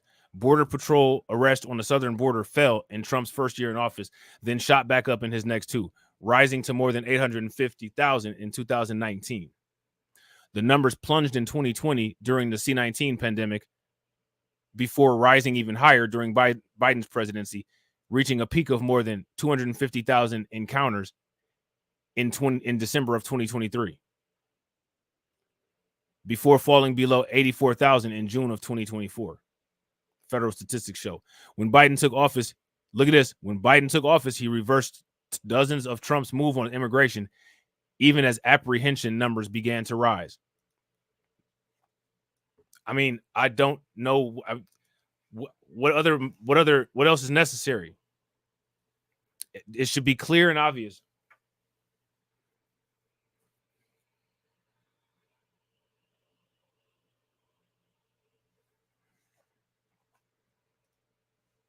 Now it says that Harris was put in a difficult spot. How? Harris received the migration assignment when border crossings were rising, garnering considerable attention and leading to bipartisan calls for action. Now, you guys remember they was beefing with Eric Adams, another Democrat.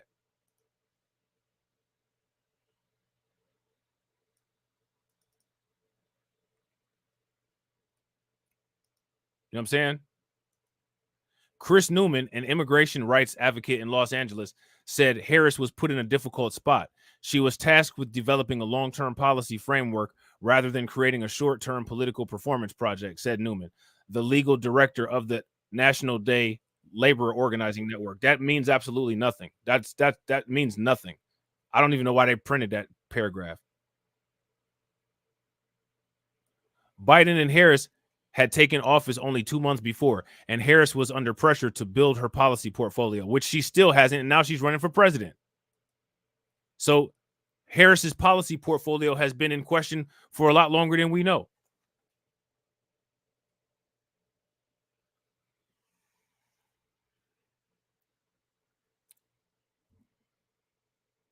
They've been questioning her policies for a lot longer than we know. When he was vice president, Biden had taken on a similar role on immigration.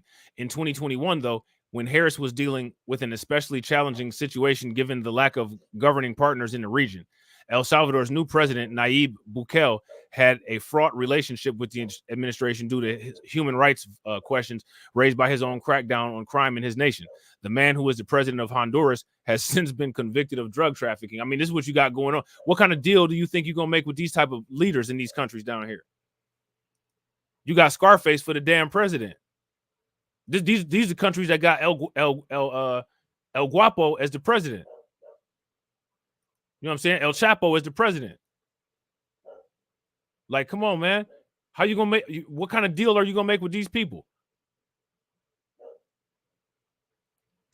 The headaches for Harris began almost immediately, validating the concerns of some on her team that it was a no-win assignment. We said this from the jump. This was a setup.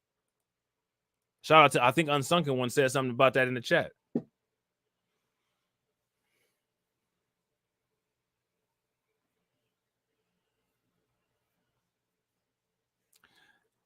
Shout out to Black Free Thinker. If you guys agree with Black Free Thinker, give me a thumbs up. Dealing with Putin and Z are also difficult spots. Right. Being a president, you know, come on. You know what I'm saying? Being a president, me personally, I would just assume that that's somewhat of a challenging job. I don't think that would be easy. Being in charge of anything is not an easy job. Let alone being in charge of the entire country. I don't know.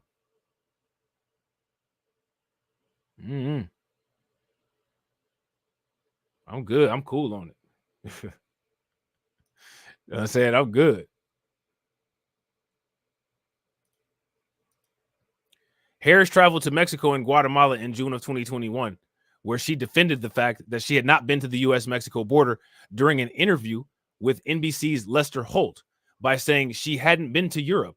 And I mean, I don't understand the point that you're making. She doesn't understand the point that she doesn't understand. You don't understand why asking if you've gone to the U.S.-Mexico border where it's in crisis, you don't understand how that's relevant. The fact that you don't understand that should be enough for people to say, I don't know if I want this person as my president or not.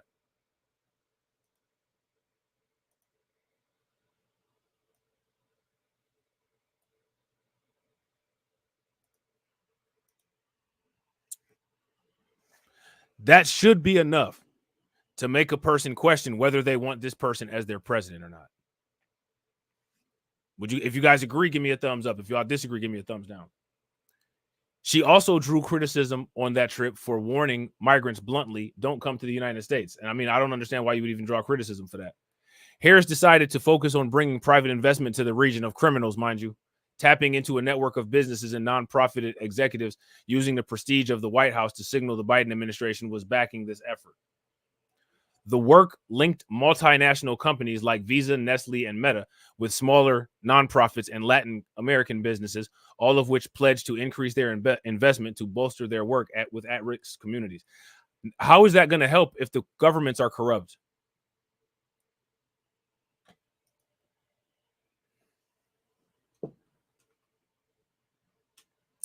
How is that going to help if the governments are corrupt? That doesn't make any sense.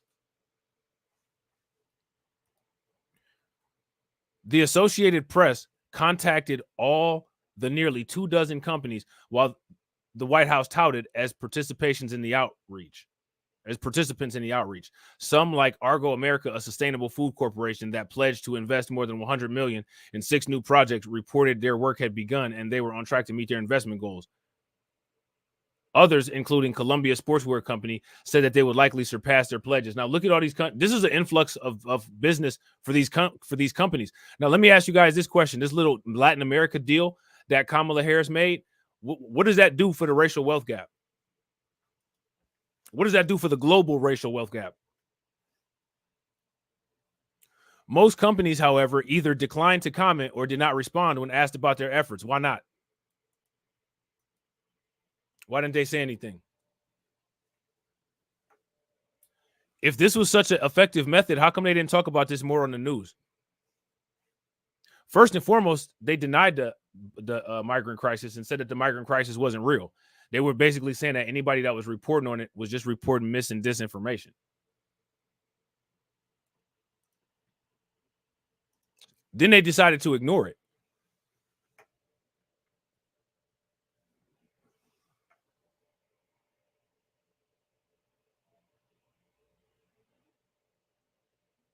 You know what I'm saying? The vice president's office said Harris's efforts have generated more than $5.2 billion in investment promises. $5.2 billion in investment promises. That's crazy. You know what I'm saying?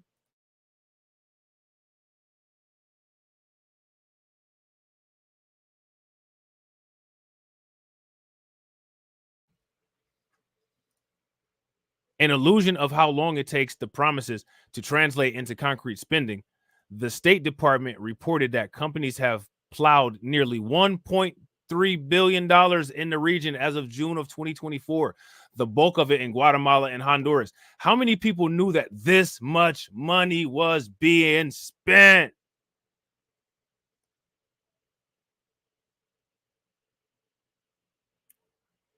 Wow. Man, hold up real quick. I'm about to put this link in the chat. This is going to be a whole separate stream. What if they start asking Kamala Harris questions about this during the debate?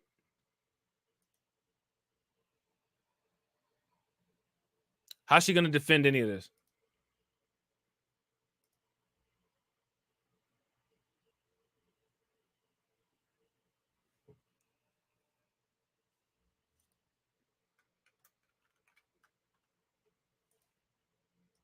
How's she going to defend any of this?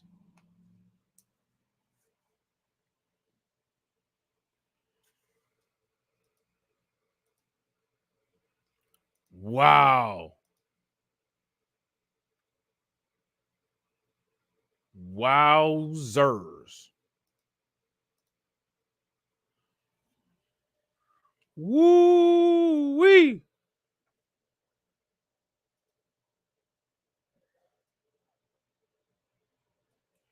We are on track to exceed our commitments. Peter Bragdon, a top executive at Columbia Sportswear Company, said of their promise to purchase up to 200 million products in the region. That pledge would create nearly 7,000 jobs over 5 years. Over 5 years, the company said. The executive called Harris's efforts a work in progress, but a smart approach. Basically, what that means is that this is not going to do anything, but I'll take the money that I make from it. That's what that means. Kate Tobin, who worked as the top migration advisor at the National Security Council for 3 years, created Harris's focus with spurring investment in reducing these numbers, arguing that Harris was able to leverage her credibility and the power of the White House to persuade companies to invest in a risky investment environment. And they was going to invest in those environments anyway. All them companies already invested down there. Those are what's called emerging markets. Those are what's called global emerging markets. You can see them when you fill out a 401k. They have high returns because they're investment in a risky environment. You know what I'm saying? That was very much Kamala Harris, she added. I have never seen something like that done before in this space, and it made a real impact. Republican Senator Rick Scott of Florida, a sharp critic of Harris, said that the vice president and White House were taking credit for investments that would have been made anyway, and I don't disagree with that. The companies are not doing it because someone asked them to, said Scott, who co-founded a major medical company. They're doing it because it makes economic sense. And that kind of alludes to what I said earlier. I mean, those are high risk, high return markets. You're going to diversify your portfolio by hedging some of the low returns with the less risky assets with investments like that. Like, that makes sense. You know what I'm saying? So now they're talking about addressed corruption. Okay. Harris also sought to address endemic corruption that has fueled migration from Central America. Before her 2021 trip to Guatemala, Harris met with a group of exiled Guatemalan prosecutors and judges in Washington. Among them was Thelma Aldana, a former chief prosecutor who fled her country after what she said were politically motivated corruption charges. I came out of it convinced that she has a genuine interest in seeing things change in Central America, Aldana said. The vice president also deserves credit for helping to stop Guatemala's former president, Alejandro Gaiamitri, for overturning the 2023 election of his successor, Bernardo Arvelo, according to Luis Von Ahn, a U.S.-based technology entrepreneur from Guatemala. Interesting. You know what kind of technology he must make. Guatemala didn't want to leave power. The administration of Kamala Harris came and told him, stop messing around. So again, the administration of Kamala Harris came and decided to determine what goes on in another country. That's shout out to the Teletubby soldiers. The Rainbow Brigade came down there and sternly made sure nobody's feelings were hurt.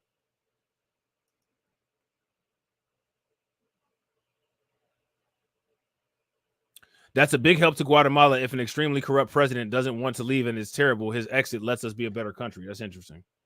I don't know all of the situations there. I'd have to do research to give an actual opinion based on research, but knowing what the United States gets involved in and what the United States supports, I can only imagine.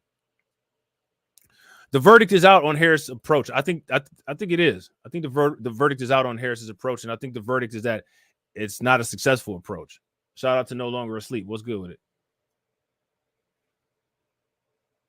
Yeah, I wouldn't be surprised. Shout out to Black Free Thinker. Black Free Thinker says the corporations are using Central America as a testing ground to see how they can run the United States. Yeah, I would tend to agree with you, bro.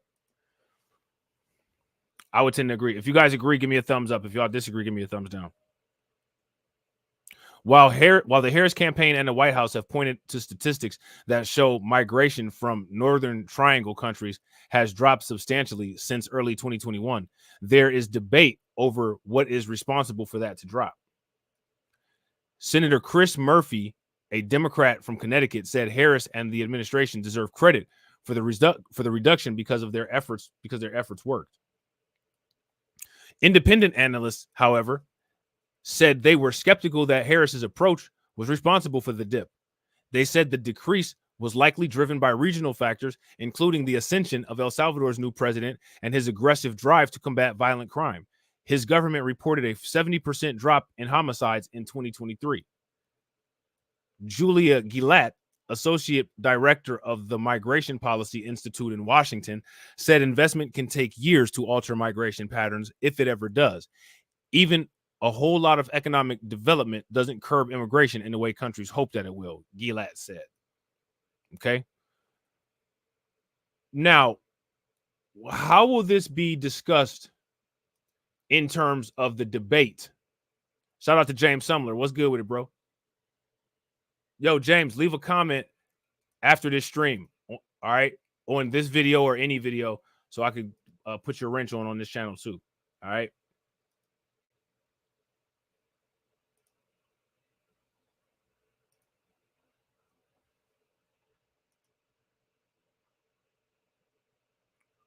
Now, we know that Kamala Harris,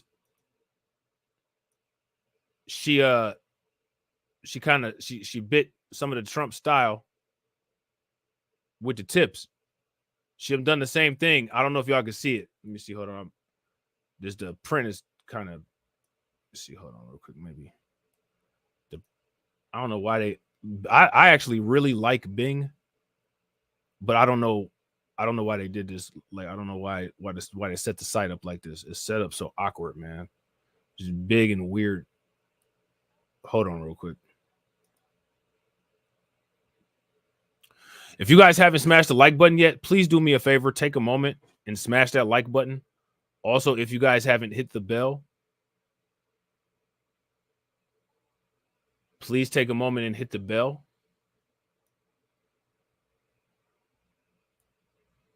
And also, please share the stream to your social media. Also, if you're not a part of the Discord, we invite you to join the Discord. Yeah, it's not going to be anything I can do with it. You know what I'll do? Hold on. I'll make it so that you can see this like this. I just don't like that view. Too OCD for this damn shit.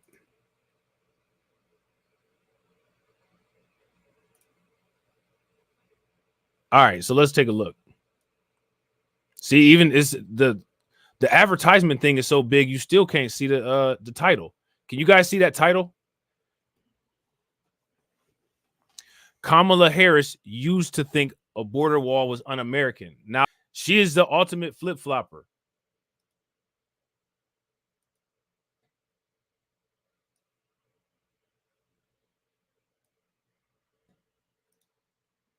She's the ultimate flip-flopper.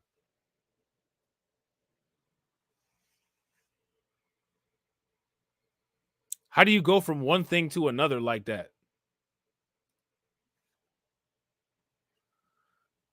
Somebody make it make sense.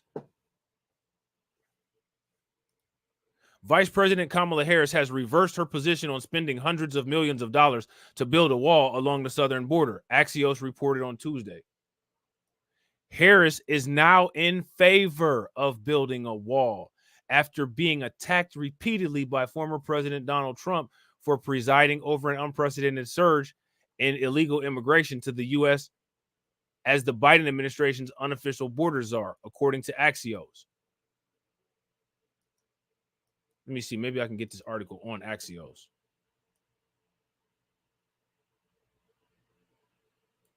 Let me see something.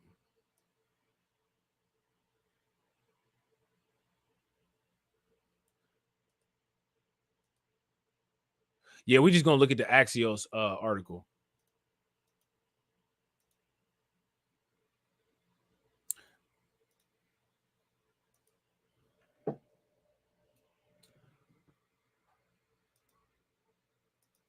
Sorry about that, y'all. Okay. Yeah, that's better. Y'all know I'm a perfectionist. Harris flip-flops on building border wall. If she's elected president, Kamala Harris pledges to spend hundreds of millions of dollars on the wall along the southern border, a project she once opposed and called un-American during the Trump administration. If all she's going to do is take Trump's policies, why would you get Pepsi when you could get Coca-Cola?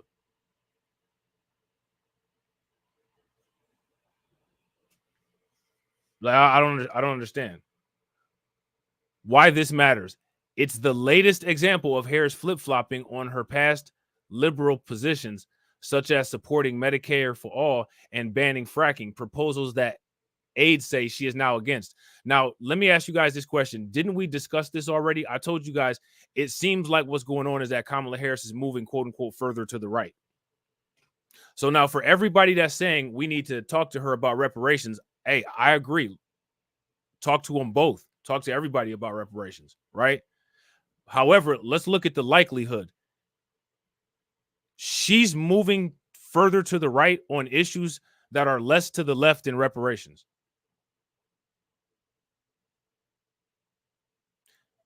That means two things.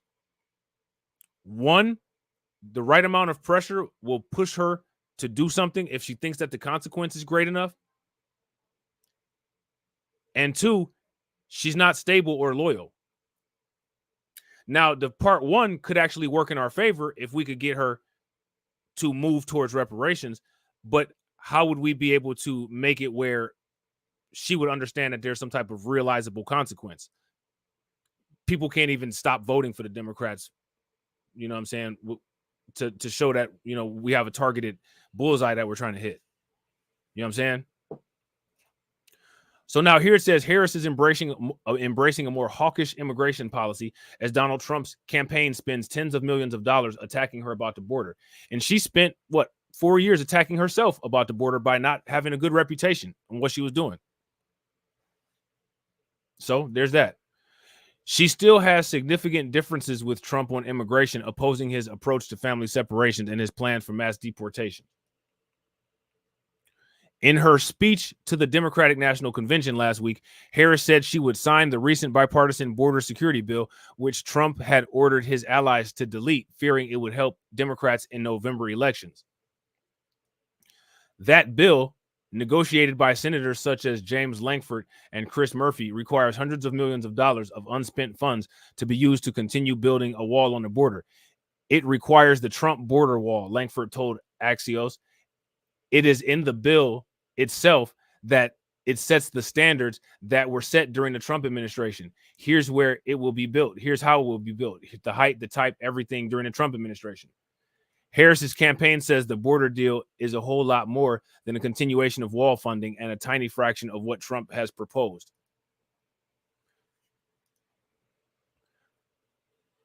Lankford's office estimated the legislation would spend $650 million on a wall, down from the $18 billion that Trump requested in 2018. The bill, which Murphy described as a composite, also included provisions with more money for asylum lawyers and judges for the overloaded immigration system. It also gave the president the authority to shut down the border if more than an average of 5,000 migrants crossed per day. There should be no amount of migrants crossing per day. There should be no set amount of migrants crossing per day.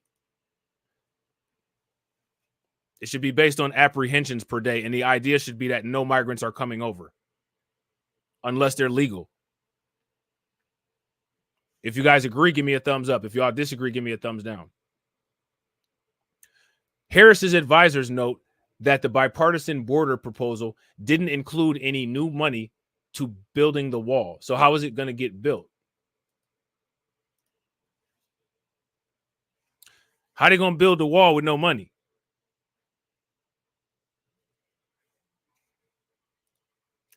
It just extended the timeline to spend funds that had been appropriated during Trump's last year as the president. They say, although the legislation has new restrictions to ensure the money is spent on barriers. In declaring her candidacy in her first run for president in 2019, Harris called the wall Trump's medieval vanity project that wasn't going to stop transnational gangs from entering the United States. I mean, and then they didn't do anything else after that wall wasn't complete. And now we have transnational gangs in the United States. You know what I'm saying? Like, now we have transnational gangs in the United States. You know what I mean?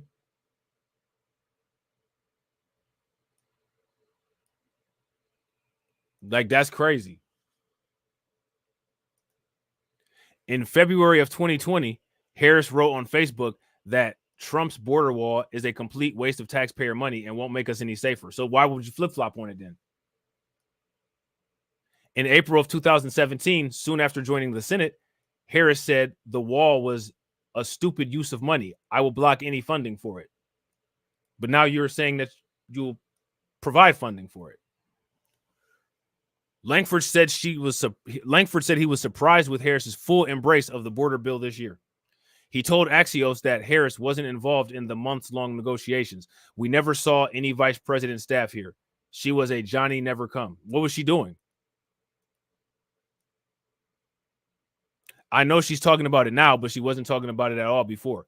When the bill was released, Murphy called it an aggressive plan, but didn't emphasize the money for the wall. We're creating bold new tools to get control over the border for the first time in a long time, he said in February. But our bill does not deviate from our nation's core values.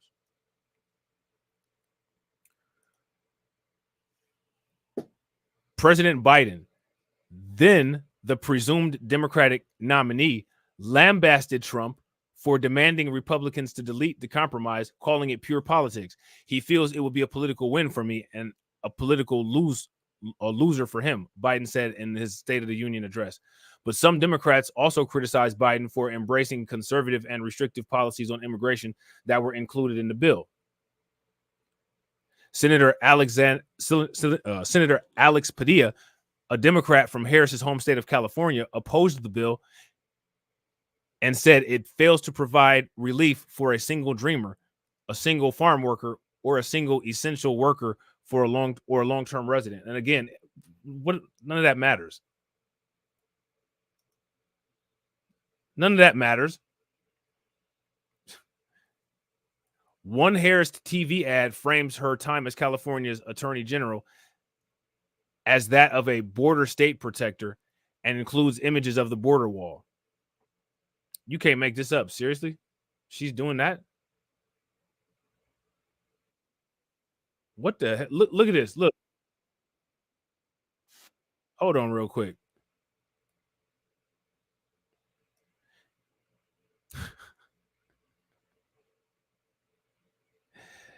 She got this on her YouTube page and it's listed as unlisted.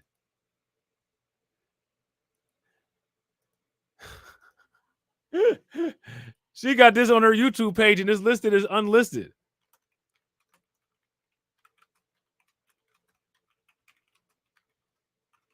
You can't make this up. Watch this. Shout out to the people in the chat. I'm throwing the link to this in the chat.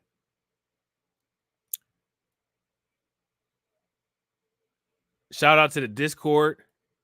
I'm about to put the link to this in the Discord.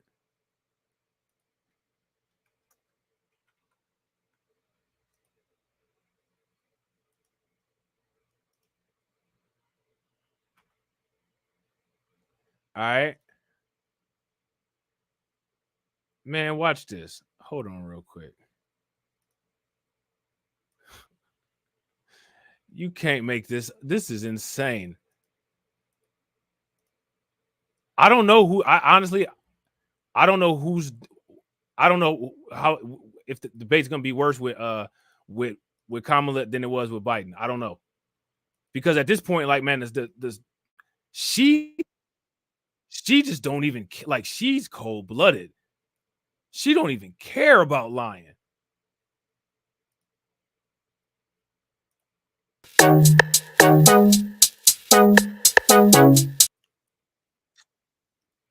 Man, I put the wrong screen up. Hold on real quick, guys. Where are we at here? Hold on. Add to stage. Okay, there we go. Remove. Okay. Kamala Harris has spent decades fighting violent crime. As a border state prosecutor, she took on drug cartels. What? What?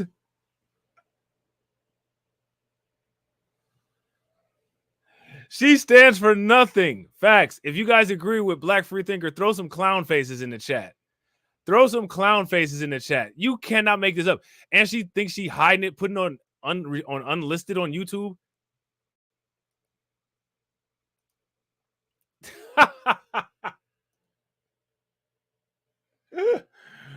Oh, man.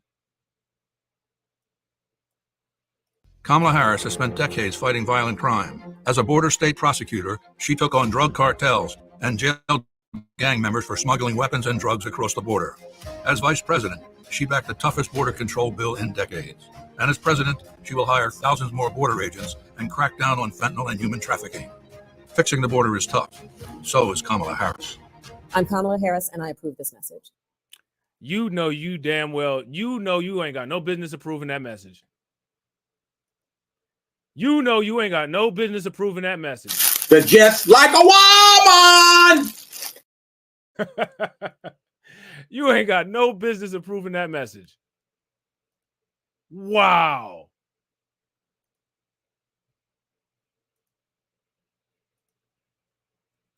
Wow.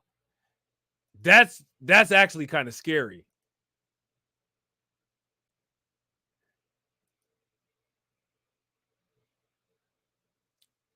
That's actually kind of scary that somebody could just straight face liars can be scary. You know what I'm saying? Because you don't know if they like are demented, if they in reality, or if they outside of reality.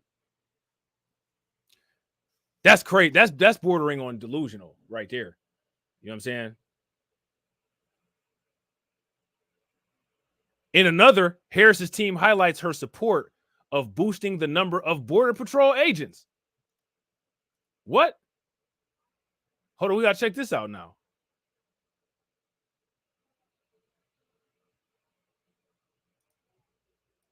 Hold on real quick. Yeah, we gotta check this out now. New ad. What is this? New ad on the border. The choice is simple. Are you serious? Oh, wow.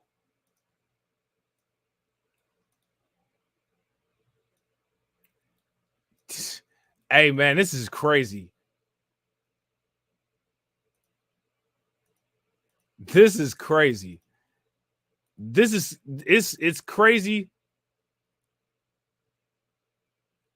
how delusional these people are, man. That's wild. On the border, the choice is simple. Kamala Harris supports increasing the number of Border Patrol agents. Donald Trump blocked a bill to increase the number of Border Patrol agents. Kamala Harris literally, let me shut up, supports investing in new technology to block fentanyl from entering the country. Donald Trump blocked funding for technology to block fentanyl from entering the country. Kamala Harris supports spending more money to stop human traffickers. Donald Trump blocked money to stop human just traffickers. like a woman. Kamala Harris prosecuted transnational gang members and got them sentenced to prison. Trump is trying to avoid being sentenced to prison. There's two choices in this election: the one who will fix our broken immigration system and the one who's trying to stop her. Yo, man, if that's not, that's some, yo, that's crazy gaslighting right there. That's crazy.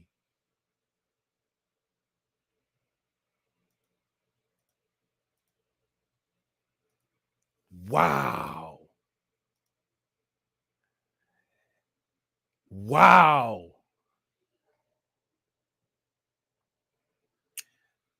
Shout out to James. James said, Rob, if she wins, be prepared for everything bad. If you guys agree with James, give me a thumbs up. If you guys disagree, give me a thumbs down. You remember what Blade said? It's worse things out than vampires tonight. You remember when Blade said that? It's worse things out tonight than vampires. So now here's this. In another, okay, yeah, so we got that. Okay, most of Trump campaign ads have attacked Harris for the Biden administration's struggle to deal with waves of migrants crossing the border. So there's that. That's the end of that. What does it say down here? Harris's campaign advertisements portray tough on immigration stance. This is ridiculous.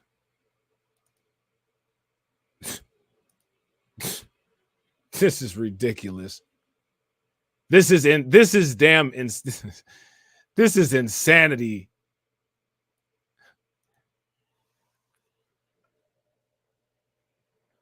Right, more like jet fuel lighting.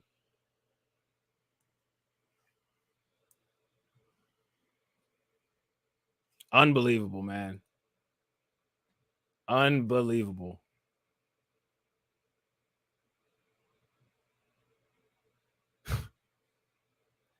If you're tough on immigration, how can you have a vice president like Tim Walz?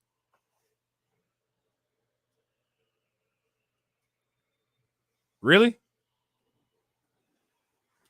Yeah, shout out to James.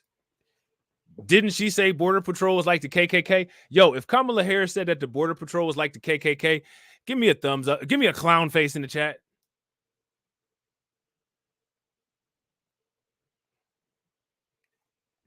Unreal. Harris's campaign advertisements portray tough on immigration stance. Now, if you're a person, I don't know if there's anybody who's not subscribed to my main channels, if you are just somebody that's subscribed to this channel. If you haven't watched my other channels, I'm one of the people on YouTube who was talking about the migrant crisis before everybody started doing it when the algorithm was pushing the content. Kamala Harris has never been tough on the border.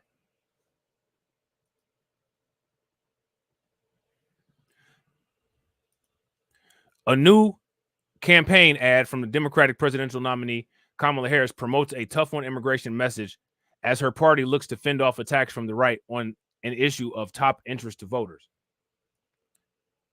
Harris's campaign is navigating how to promote her history with the U.S.-Mexico border policy to attract swing voters as well as Latinos.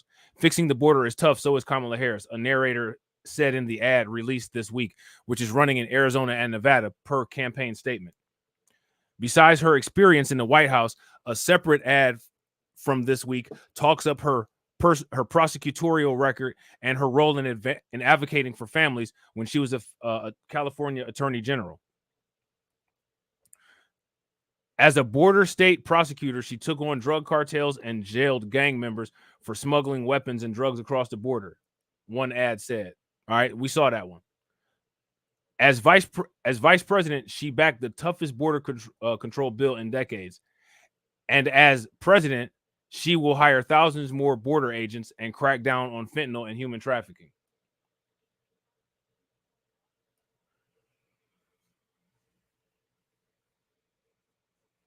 The other ad, released Thursday, aims to reach Latinos and highlights her family's immigration roots. Scoundrel. Scoundrel. Man, there's no bottom on that toilet. There's no bottom on that toilet, man. You just hit the flush and it just goes and goes and goes and goes and goes.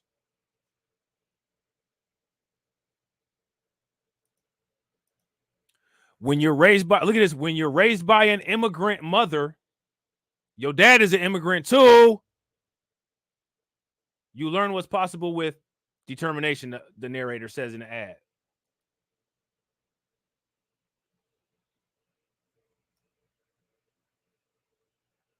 Man, this is wild, man. Woo-wee.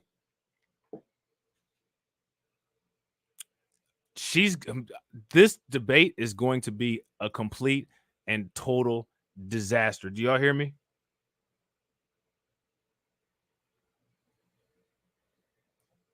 It's going to be a complete and total disaster.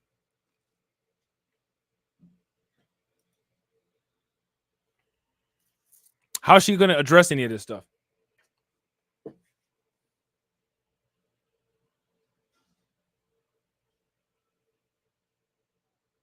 How's she going to address any of this?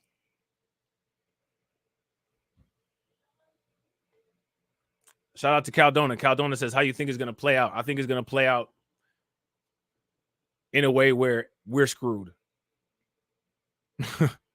As far as with the government, the president and all of that, who wins the office, I don't know. I have no idea. No idea. This is insane. Democrats no longer hold the robust advantage among Latinos they once did on immigration, as Latinos have increasingly expressed support for stricter border policies. Yeah, of course. It makes sense. Those people are leaving the places where they're from because they don't want to be around those people anymore. And they don't want them people chasing them back, chasing them where they at. CNN is hosting the ABC is hosting the debate. CNN is having a interview with Tim Walz and Kamala Harris, if I'm not mistaken. Is it tonight at 9 o'clock or tomorrow at 9 o'clock? Let me know in the comment section. The debate is supposed to be on September 10th, if I'm not mistaken, on ABC. Latino strategists say Harris could perform well with Latinos in part by playing up her background as a U.S.-born child of immigrants.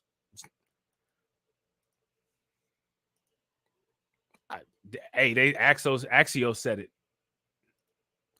An estimated 36.2 million U.S. Latinos are eligible to vote this election, many of whom have ties to immigration through their families.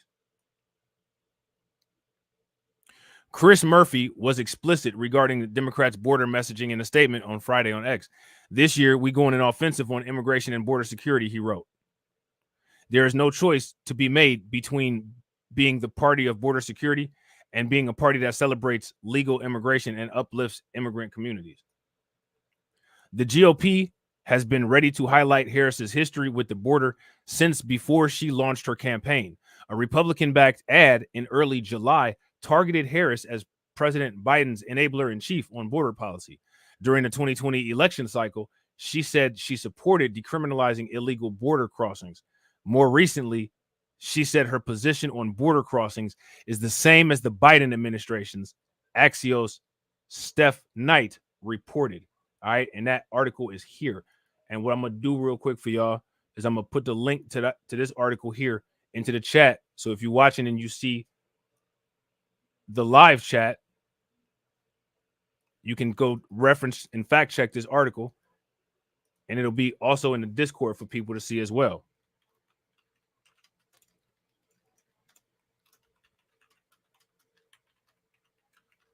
Shout out to everybody that's watching. If you guys haven't smashed the like button yet, please do me a favor, take a moment, smash that like button.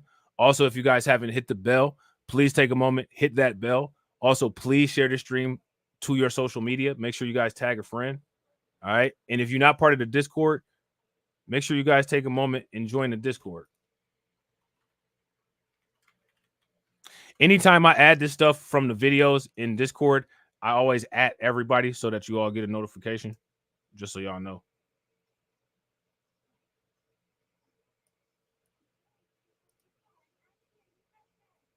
All right. Yeah, man, this is wild, man. This is crazy. This is for real crazy. Let me see something real quick. Yeah, so you know what? Let me see. Do something else. Do something else with this. Hold on. Oh, you know what? Can't even do nothing with that anyway.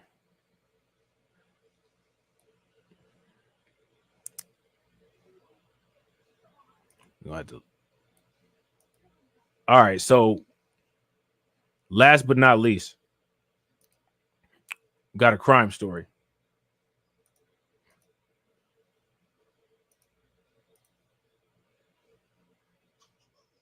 All right. Look at that right there. Oh, there we go. Wait a minute. Hold on. Oh, okay, yeah. Yeah, actually, I got that other thing working now. But it's all good. I'll just make a video with this. I'm gonna make a video with this article here that I had, and I'll just post this up tonight for y'all. And I can't get just. I swear, sometimes like I don't understand like the advertisements. They use like the most complicated programming, like the JavaScript. You know what I'm saying? All that, and just messes everything up. I don't understand. Like, I don't understand why they do that. Got to be a better solution. You know what I'm saying? So anyway. New York City migrant accused of raping woman in Brooklyn and had an ICE detainer placed on him. He had an ICE detainer placed. What that means is that New York City, seems like New York City is starting to move a little bit more to the right on their sanctuary issues. It's this dude right here. Come on, bro. Seriously? New York City migrant accused of raping, so much for the monetization, woman in Brooklyn had ICE detainer placed on him. Report. Daniel Devon Bonilla is back in custody following an alleged attack Sunday in Coney Island. All right, let's take a look at this. Bill Malugin reports in Los Angeles with more on all these stories around immigration. And Bill, let's begin there this morning. Hello. Hey, Bill, good morning to you. ICE sources tell me they were furious when local authorities in Massachusetts, a sanctuary state, ignored their detainer request and released an alleged Haitian child rapist on just a $500 bond back in June. ICE has been looking for him ever since, and yesterday they got him. Take a look. Boston-based ICE deportation officers arrested 26-year-old Haitian national Corey Alvarez yesterday morning in Brockton. That's about 30 minutes south of Boston. He is now in federal custody. As Fox has reported, Alvarez was charged with aggravated child rape earlier this year after prosecutors say he raped a 15-year-old girl inside of a migrant hotel in Rockland, Massachusetts back in March. ICE confirms that Alvarez first came to the U.S. last year. He flew into New York City as part of the Biden administration's controversial CHNV mass parole program that has now allowed more than 500,000 migrants to fly directly into the U.S. DHS has now put that program on pause after an internal audit found a significant amount of fraud in it. In Alvarez's case, he was supposed to be in Newark, New Jersey, where he said his parole sponsor was, but instead, he somehow ended up at a hotel for migrant families outside of Boston, where he had access to a 15-year-old girl. The Plymouth County DA's office, which is prosecuting Alvarez for the alleged rape, is calling out DHS, saying in part, quote, as part of the Alvarez case for months now, our office has repeatedly asked questions of state and federal officials about specifics of the CHNV process. We have received little to no answers. There is clearly a reason that the U.S. Department of Homeland Security has paused the issuance of travel authorizations for new CHNV beneficiaries while it undertakes a massive review of the process. In a statement about Alvarez's arrest, ICE Boston says, quote, Corey Bernard Alvarez has been charged with victimizing a minor in a Massachusetts migrant shelter. He will have his day in court, and ICE Boston will continue to cooperate with the criminal court system in Massachusetts. But we cannot allow any significant non-citizen threat to the children of our communities to potentially reoffend. ICE Boston will continue to prioritize public safety by arresting and removing egregious non-citizen offenders from New England, end quote. Alvarez's attorney says he's innocent of the charges against him. Meanwhile, ICE Boston says they're not giving Alvarez back to the locals unless they agree to a court order that would mandate they return him back to federal custody after every court appearance. Guys, ICE doesn't want to take any chances here after the locals already released this guy once. We'll send it back to you. Just keeps on going. Bill Malugin, thank you, leading our coverage there. Yeah, so there's that. There's that. So, guess what? When it comes to undocumented, that's all I got. So shout out to y'all, man. I appreciate each and every one of y'all who was in here watching the stream. 4 great hours of content. I'll be busting this up, putting clips out for y'all, so hopefully y'all enjoy it. I don't have my phone with me. Shout out to anybody who may have dropped a dime. You know what I'm saying? I will definitely give you acknowledgement next time I come on. Got some premieres scheduled. You know what I'm saying? Make sure y'all hit the bells on those. Don't worry about watching this one all the way through to the end because it's not going to take you anywhere because that feature is not available to me yet. As soon as it's available to me, I'll be, you know what I'm saying, telling y'all all that, right? I might come back on later. I don't know. We'll see. You know what I'm saying? I might just edit some videos. I don't know. We'll see. You know what I'm saying? Check out some of the older live streams on this channel. If you're new to this channel, make sure that you follow my Rumble channel. Make sure that you follow my Twitch channel. All right. And as always, ladies and gentlemen,